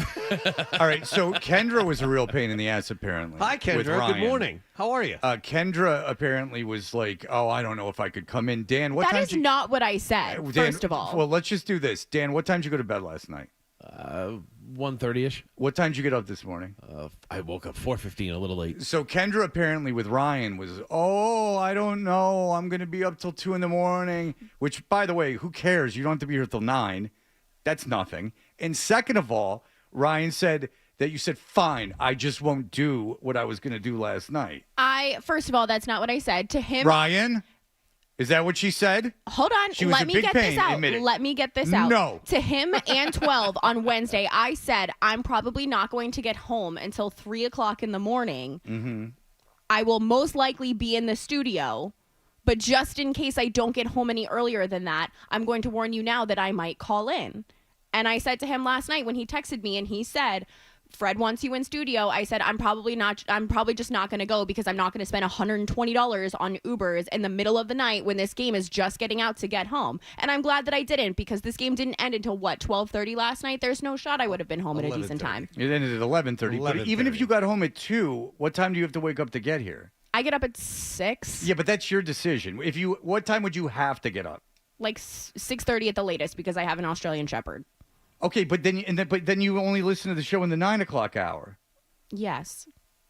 So what are you doing between? I don't get up at 6:30 and I get up at like 8 on normal days. Okay, so you get up at 8. So if you go to bed at 2, I get up at 6:30 to be here on Fridays, which isn't that bad. But I was supposed to work. Here's the thing: I was supposed to work the Sports Illustrated party last night. Okay. And that's why it's not that I was just going to be out partying or whatever. No, that's not what I said. But it just the math doesn't add up. Why would that preclude you from doing the show? It wouldn't. I was just saying, if I got home at 3 o'clock in the morning. Well, you really aggravated Ryan. I'll let you know that. Ryan? Ryan? Yeah, I was actually super upset about it. No, he wasn't upset. He was aggravated. Admit it, Ryan. Yes. No, now I don't know if he's being sincere. I've made him far too uncomfortable. Because you and Ryan work together on Saturday morning. Ryan and I are besties. We send each other memes all week long. Oh, good. Yeah, Ryan and Kendra are friends. Yeah, we share a love of raccoons, so we send each other possum and raccoon memes. I don't need your cute crap that you two do. Ryan's in a position here where he needs to be respected. Oh, my goodness. Have you met George? Yes, he also works on my Saturday show. I send memes to multiple people at this station all week long. Thank you. I never get memes. You get memes? No. Well, you don't text me, John. I don't have your number. That's the other part of it. Okay, well. No. You have her number. I don't have her number. But I knew someone that was going to be in Costa Rica the same time Kendra was in Costa Rica. And I'm like, then the girl was going by herself, and she had a night where she was staying with friends, but they were on the other end of the island. So she was like, that someone's there, maybe I could hook up with them because I'm going to be by myself. And I asked Kendra, can you hook up with this girl? And she's like, no. I was 5 hours across the country in the jungle. So it was very rude the way she said it, though. What are you doing across the You are so dramatic. It's actually impressive. Hello. I see how you have made Welcome a career. to Fred. You are the most dramatic person of all You're just time. finding this out. It was very rude. I can tell you. You should listen to the show more. I'll read you the exchange Instead of I like to stopping at listen to 6:30. sports in the morning. Sorry. Stop. Then what are you listening Sports to? radio station. All I'm saying- what station are you listening to if you're getting all this sports in the morning? Usually ESPN. Oh, that's a great show. Yeah. So you should really be there's a lot of meat on that bone. It's not vanilla at all. Thank you. Good for you. Thank you. 2 hours of that? Yeah. Yeah. All right. Come on. Don't get your panties in a wad. I said, how long are you in? This is from February 6th. How long are you in Costa Rica? When do you leave? That girl wants to know. She's cool. We're on the opposite side of the country, and I leave tomorrow night. I'm booked with activities anyway. Wow. And I wrote, okay, I was just asking. That's Is there an exclamation point in there? No. That's fine. capital letters, maybe? We're on the opposite side of the country, and I leave tomorrow night. I'm booked with activities anyway. Capital letters, right? There was messages in between that. No, there wasn't. See? Well, thank you for trying to hook me up with your random friend. I appreciate it. It's a female. I know. I wasn't. See, now you say try to hook me up with your random But to friend. be It makes fair, it that was sound the like I. second time he texted me about it, and the second time I had told him that she was 5 hours away from me. But I didn't. But she was staying in a different place. You asked where she was staying, but she wasn't there at that night. But this was the second time I had to tell you no, that I couldn't. I feel like Judge Judy. No means no, Fred. Yeah. Yes, Wallach. Yeah, these are things you should keep saying with the only female guest we have in the room. Thank you. That's a lot of fun. By the way, Are you mad at me? No, but I thought that was rude. We're brought to you by sorry. FanDuel Sportsbook. Make every moment more with FanDuel. You're really pushing it, Kendra, because you did that, and that was our last interaction. And then, I was here last week. oh, I forgot about it then. Wow, and then after you forgot about me. And then I forgot about your incident, the incident on text. And then after that, you've given Ryan a hard time. So you're becoming a bit of a diva. That's Okay. what's going on. I apologize for my diva tendencies. Maybe I'm inheriting them from being around you so much. Okay, very good. That's gaslighting. Now, John. Yes. Kendra went to the show we were making fun of Tom Segura at the Garden. I strange- ask you, what the hell is wrong with you? I didn't know who he was. Yeah, That's even worse. And strangely enough, she didn't enjoy it. And I said, oh, you must have heard us talking about Tom Segura and how we couldn't believe he was playing the Garden. Hard-hitting sports. And No. What do you Were there a listen lot of to? people there? Who's on ESPN in the morning? I listened to Greeny before First Take. Greeny's not on at 6 or Greeny comes on at when I leave. He's on it. Yeah. Okay, he and then comes they run on it at back. 10. Yeah. No. He comes on at 10 in the morning. No. Stephen A. is on at 10. On the actual TV show, Fred. No, on ESPN radio. I don't watch. I don't listen to the radio in the morning. I watch TV. She means TV. She watches Get Up. Oh, at 8. I thought she Yeah. was listening. You're listening on radio. No, My I watch mistake. TV. I see. My dog likes TV in the morning. Okay. Then put on Bluey, which is supposed to appeal to dogs. Yeah, because it's the show's colors are the only colors dogs can see. Yeah, and so you do that, and then you listen to But the then show. I would like to learn something. All right. She's But not a fan I of the told show. you that I listen when I walk him in the morning. She's a bit of a prima donna. This has all been said. Look, it is what it is. You can't satisfy I think the you two one. kids need to work stuff out. That's what I'm seeing here. How did those texts sound to you? They sounded well. The second one sounded angry.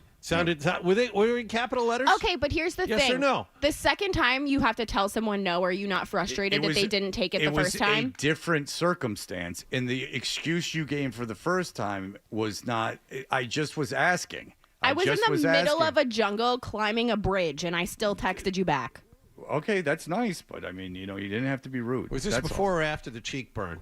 Was this after? Oh yeah. It was after. Oh yeah. Okay. And I think I told you guys off the air about what happened to me with that whole thing. I was miserable. The boat tour guide that I was with saw, like, the second day we were there, saw that I had the burn and asked if he could bandage it for me. And I was like, yeah, sure. Just thought he was like being a nice guy. Put a temporary tattoo on it and then slapped it so hard I threw up over the side of the boat. So I had a bruise on my 2nd-degree burn for my entire trip, and I was miserable. All right.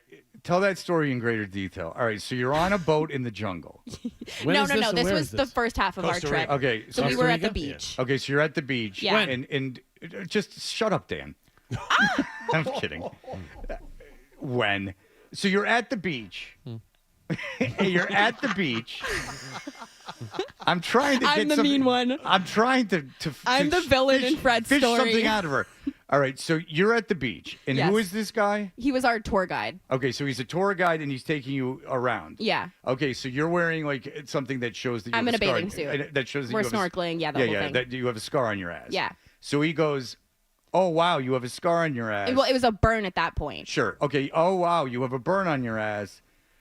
Let me do what? He asked if he could bandage it, and I have a picture of the temporary tattoo he put on it. No. You see, you're fast forwarding. Sorry. So he goes, "Can I? Can I bandage it?" And you say, "That I was sounds like a good idea." I was just like, I thought that he was being nice if it was like a bandage that I could take off later, like whatever, if it made him feel like he was doing a good deed. So what did you think he was gonna do? I thought that he was just gonna like clean it and put like a dressing on it.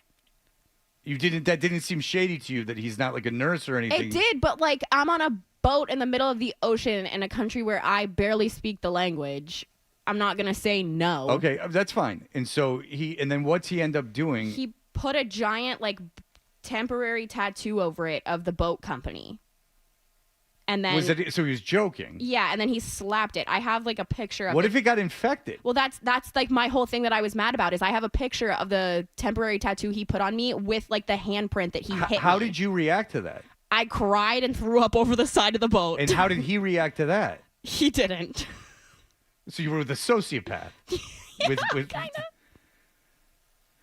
Like that's a good story, and she fast forwards through the whole thing. Yeah, no, we would have missed all of that. I have literally a picture of like the smack handprint on the temporary tattoo. How did he explain why he was smacking your ass? He didn't. Is this like an older gentleman, like 50s No, and he 60s? was probably like 30. That's weird. It was weird. What was the Very reaction of the weird. other people on the boat? They all were so freaked out because I was with a bunch of girls. And like I came back crying with like clearly like vomit on my mouth. And So the everyone guy was made you hit you so hard that he made you cry and throw up. If somebody smacked a burn of yours, would you throw up? No, I'm not. You're not. You're the victim here. Well, yeah, but that's what I'm saying is that like of course I threw up. It hurts so bad. Yeah. But what I'm saying is the point is not that you're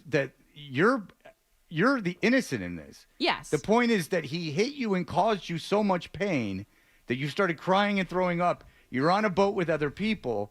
Like, he hurt you. Yes. But what I mean, I'm trying not to be dramatic. Like I said, I'm in the middle of the ocean. No, I get it. I don't speak the language. But that's really bad. Yeah. That's like assault. Yes. And you're calling me dramatic. I was trying to be as cool as possible. No, but that's bad that happened. I'll to you. show you like during break the like bruise. All right. Yeah, because that's bad. That's like that sounds like something. Being a girl is great. I mean, the whole.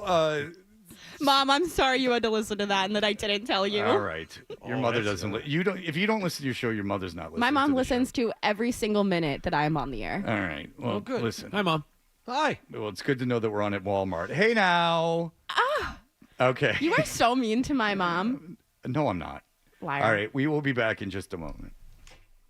Stay tuned.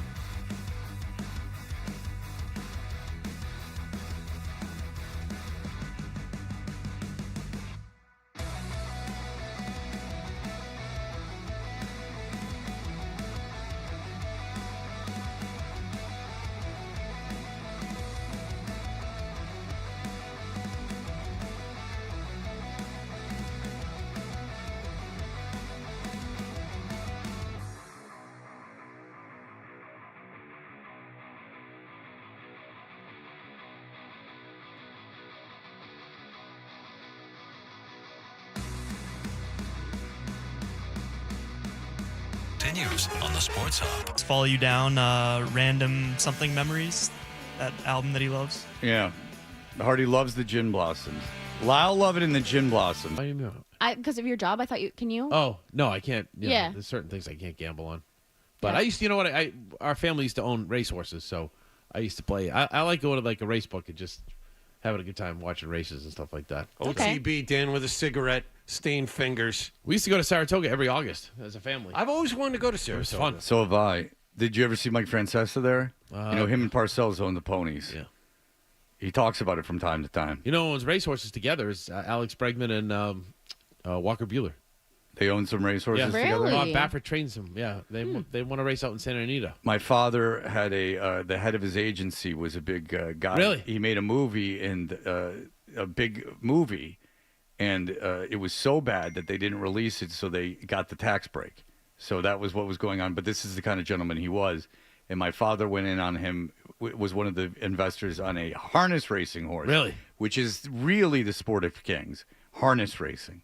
Harness racing. I hated harness racing. You know how many races we went to? One. Oh, really? And you know how that horse finished? Bad. Dead last. But the guy who owned the horse, had owned a horse that won the Little Brown Jug, which is the Kentucky Derby of harness racing. That's the Meadowlands, right? Is that what Have you ever been on harness racing, Kendra? I'm terrified of horses. Even to bet on them? Yeah. Have you ever ridden a horse? Not since I was maybe 5. Why are you terrified of horses if you don't have to be there? Because they're huge and they have weird eyes. It freaks me out. Well, I don't think that would preclude you from betting on them. I just don't want to watch it, and I'm not going to bet on something that I'm not going to watch because that's the whole fun part of it is sweating out your bet. Yeah, Kendra was saying that she stays up till 2 in the morning watching these West Coast games. Right. Because she's got money on them. Right. She's constantly gambling. Yes. Yeah, to feed that whatever's empty in her is this constant gambling. It's true. It is true. Okay. So you don't gamble, Dan. How'd you do on this classic? How'd you do on this? I had a horrible weekend last weekend. The only bets that I hit this past week were I hit Canada to win the tournament. You can hate me if you want to. You can say I'm I bet on Canada last night. I bet on Canada last week. Who was favored? USA was favored. Can you explain the goal and a half? Yeah, explain how the lines work for hockey. I am so sick of talking about this. I talked about this with Felger the other night too. I'm sorry. Sorry, we didn't know. I'm sorry that you're 24/7. No, I'm just saying. There's no part of you that feels don't like answer the question. There's no part of you that feels like, wow, I'm the person around here that knows. No, that's not how I feel at all. Oh my gosh, you are coming after. Who peed in your cornflakes this morning? I just complimented you. Did you? I just said it. Why doesn't that make you feel good that you're the only one who knows? It does. It's just, I think that it's so funny how this whole conversation has come to be what it is. No one bets on hockey. Like the odds were weird. Like, did you bet on anything in this tournament? I did. I bet on Canada last night. Is that it? That's the only thing I bet on. What else could you bet? Player props? Well, yeah. So I had. I bet Stone to score a goal, but I didn't put much money. I had Kachuk to score after him and Brady had Matthew 2 or goals. Brady? Matthew. After him and Brady had 2 goals last week, and that just absolutely ripped me apart. I do have some hockey bets if we want to kind of talk about that at the same time. I do, but first explain the lines. I don't know. I didn't understand, and here's why: the money line was equal for both teams.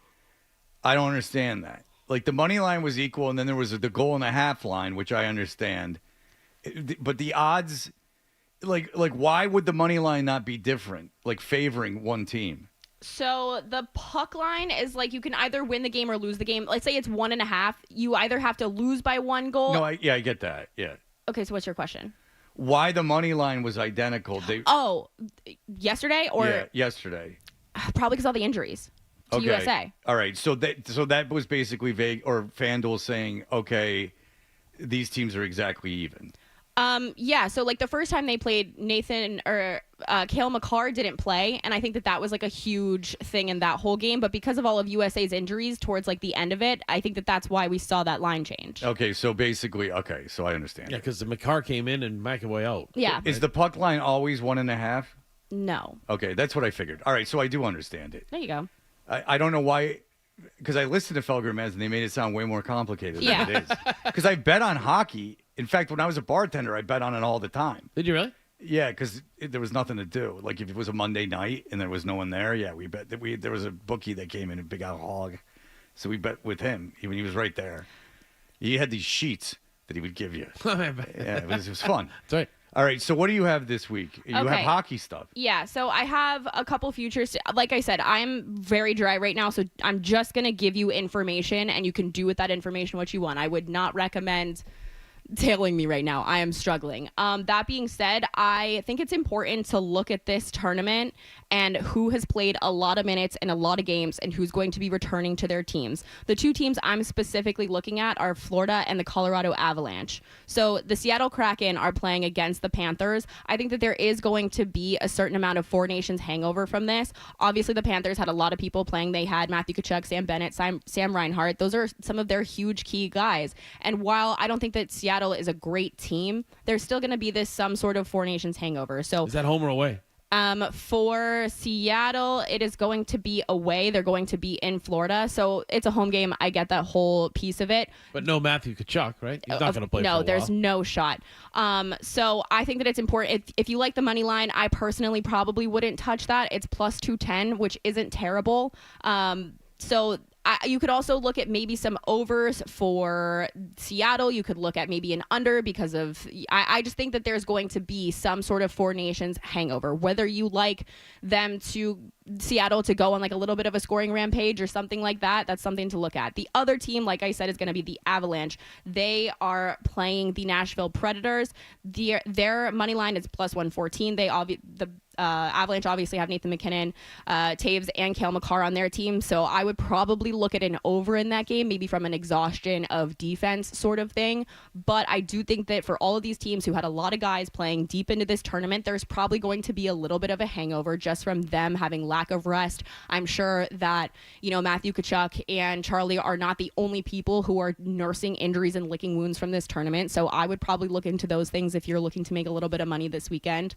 Do you think that it's a good idea to have an international tournament every year? No, I don't. I was talking to the boys in the back about this. I think that they should do it the same way that soccer does, like the European League. So every 2 years, you're either playing in like the Euros or like the World Cup, and those stagger. Obviously, the World Cup's every 4 years, the Euros are every 4 years, but you're playing in some sort of major. So that would be the Olympics World Cup. The World Yep. Cup for yeah, hockey. it would be the Olympics. And We're then, on the same page. Yeah, This notion that they're going to do this every year and people are going to care about it this much is you don't get fool's upset errand. about it, Fred.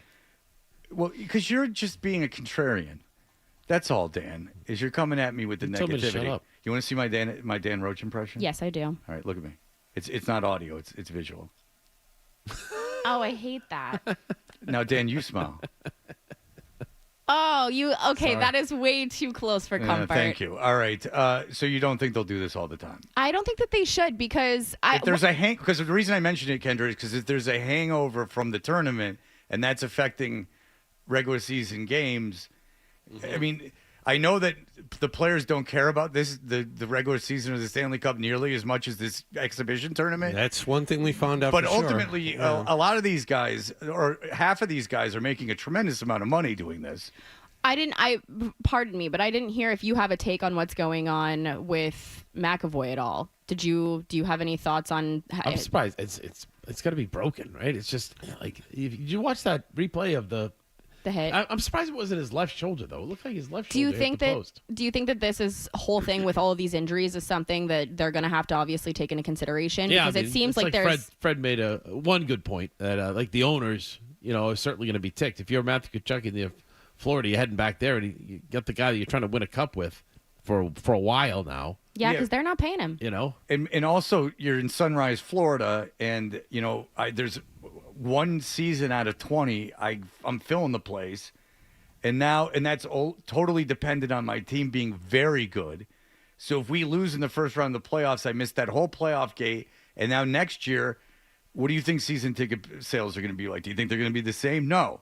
You coming off a Stanley Cup, coming off a great year. That's what you need in those markets. Like if the Bruins were cup favorites, that too, right? That's the thing is that the Bruins suck or they're very mediocre, which is why this isn't a bigger story. But yeah, the mismanagement, the idea that the Minnesota Wild's trainer was like having McAvoy go out allegedly with an injury and having him play with an injury that got worse. And then Fluto wrote an article about it for The Athletic that, yeah, shoulder injuries happen all the times in hockey. Infections don't. Like, that's where it gets weird. Like, how did you guys not know he had an infection? Why was this not being dealt with? That's why the Bruins took him and the Bruins made the announcement because they're obviously furious at Team USA. Right. I mean, they didn't handle McAvoy correctly. Do you think we'll start seeing people sit out of a tournament like this in the same way we see people kind of?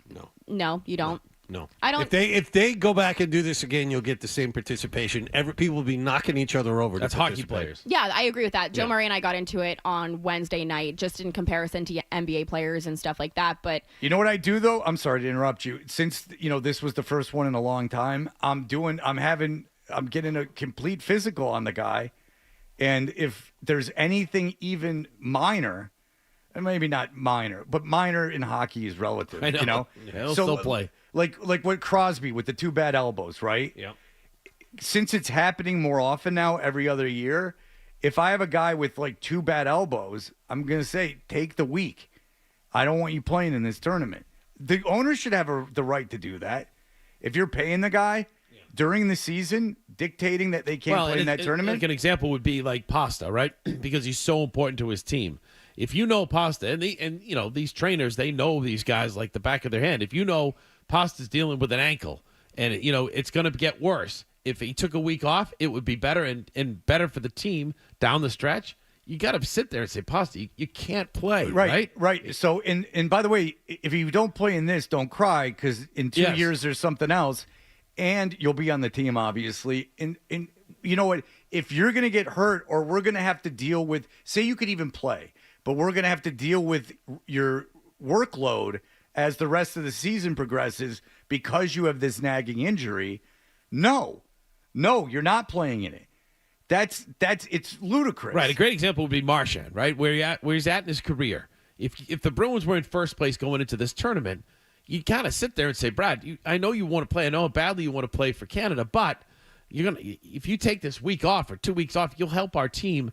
You'll feel so much better for our stretch run and into the playoffs. Yeah, you couldn't have done it this year, but when it becomes like more often and it's not as unique, then you can.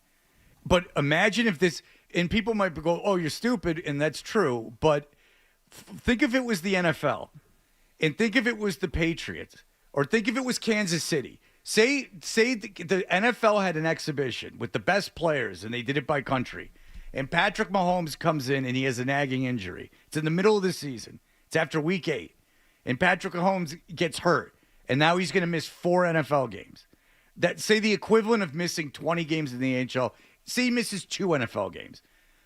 Do you think anyone would be talking about anything else in sports? That would be, because of the popularity of football, it would be a disaster. Because hockey's not as popular and the Bruins are mediocre, this isn't as big a deal. It's horrible for Vegas, John, right? Oh, God, yes. And it's a disaster for Florida. But it's Vegas and Florida, and it's hockey, so it's not a big deal. If these were marquee stars in bigger sports... I think you're undermining South Florida hockey. Like, South Florida hockey's dominated hockey the last 10 years. Okay, I've been in Sunrise, Florida at a Panthers game. First of all... Me too. No, I know. I'm not saying you haven't, and I'm just giving you why I'm saying this. Yeah. You're very defensive, Kendra. But I can't blame you. We can hug it out. Jacksonville girl. I am not from South Florida. All right. I give you my permission. All right, so here we go to do that. All right, so here we go. So HR, she has my permission. So here's the deal. So I just showed you a bruise that I have. No, I think I'm we're kidding. fine. I'm joking, Kendra. So the deal is this. So I went to a game. First of all, Sunrise, Florida is not anywhere in the vicinity of Miami or Fort Lauderdale. It's just in the middle. It's by a mall in a golf course. It couldn't be more in the middle of nowhere. That highway is scary too. Yes, and it couldn't be more in the.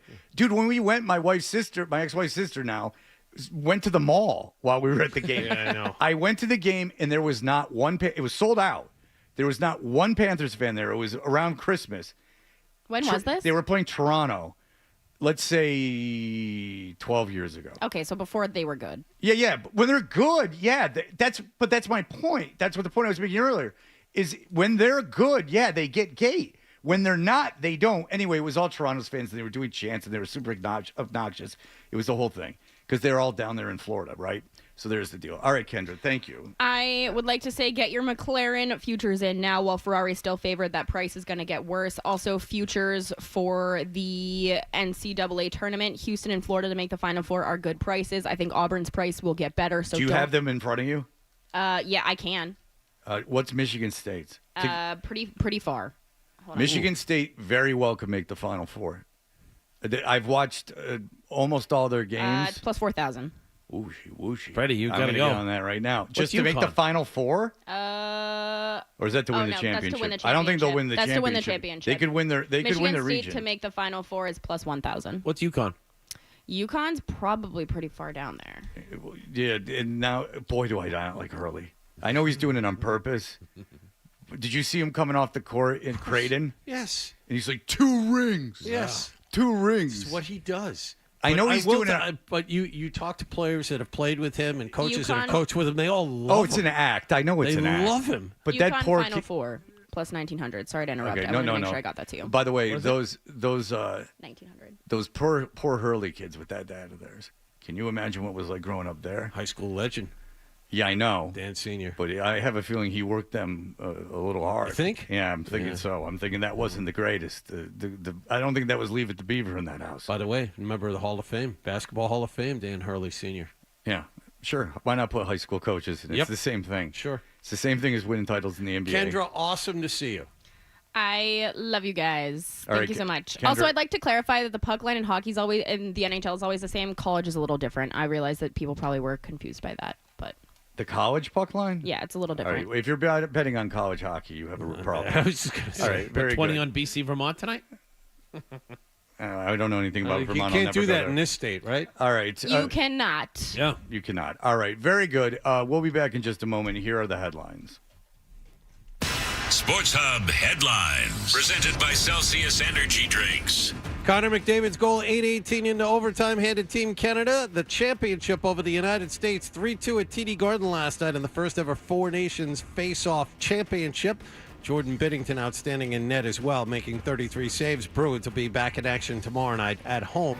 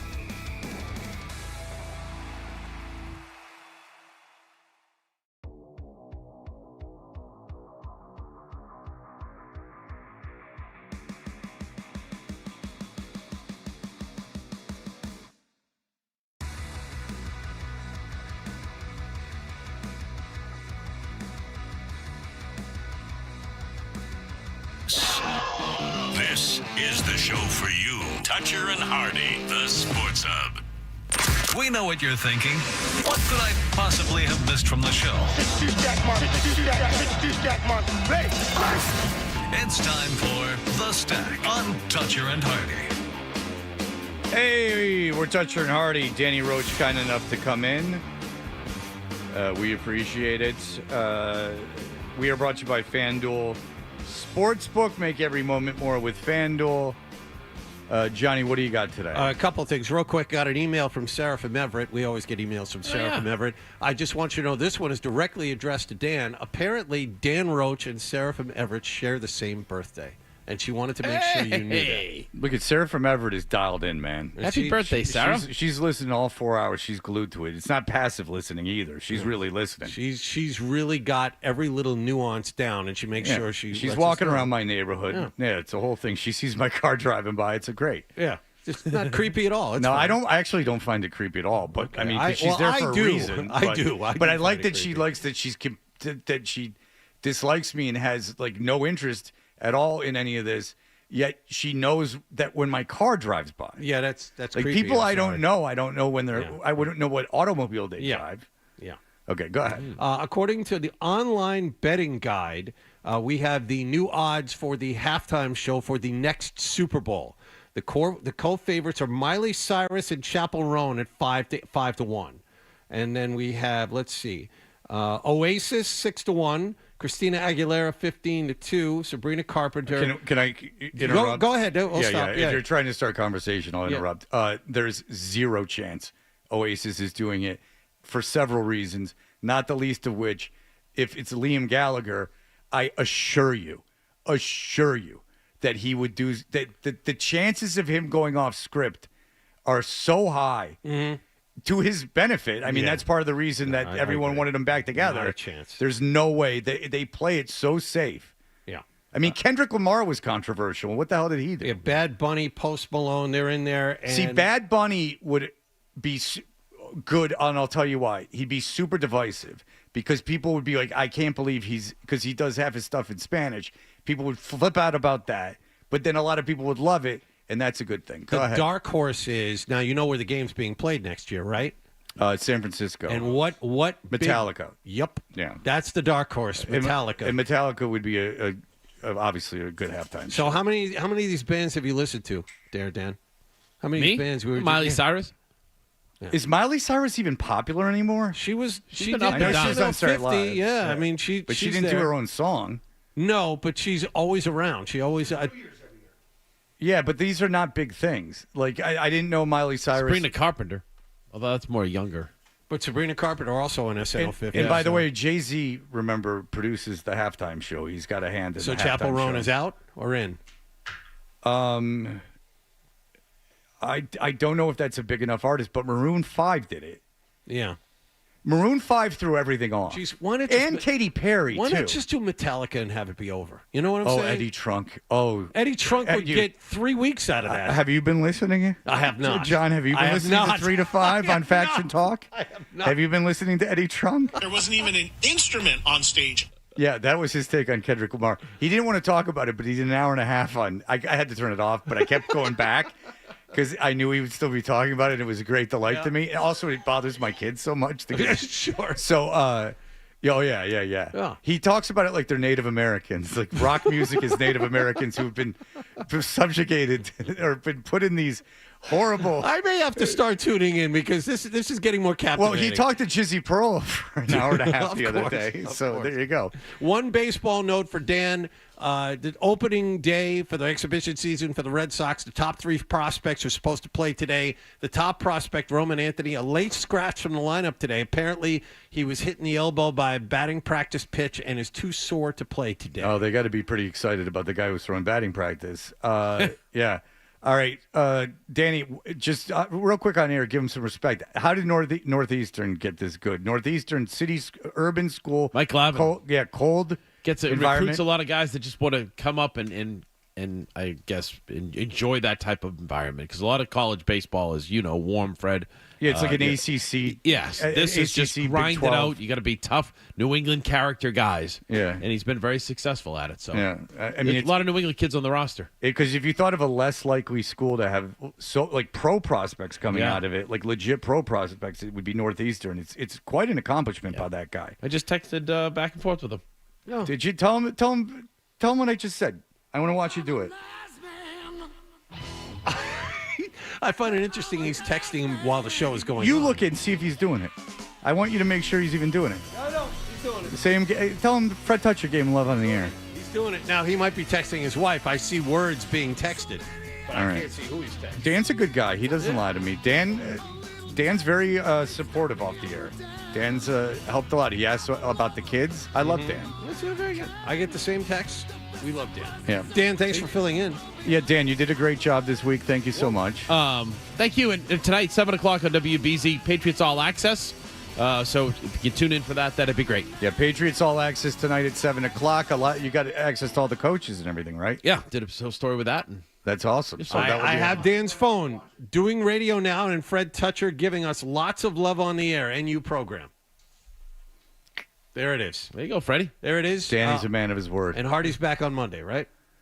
I mean, unless something happens or he's been kidnapped or something of that nature. I mean, who can tell? We don't control our fate. It's out of our hands at a certain point. Sage wisdom on a Friday. I mean, these planes are not doing so well. That's all I'm saying. But His flight's delayed, I guess. That's what T-Bone just told me. Yeah, T-Bone's dog sitting. Did T-Bone shovel the driveway? Didn't need it. Oh, it didn't need it. What planet is he on? Okay, very good. That'll do it for us. Thank you, Danny. Thank you, Fred. We'll see you on Monday.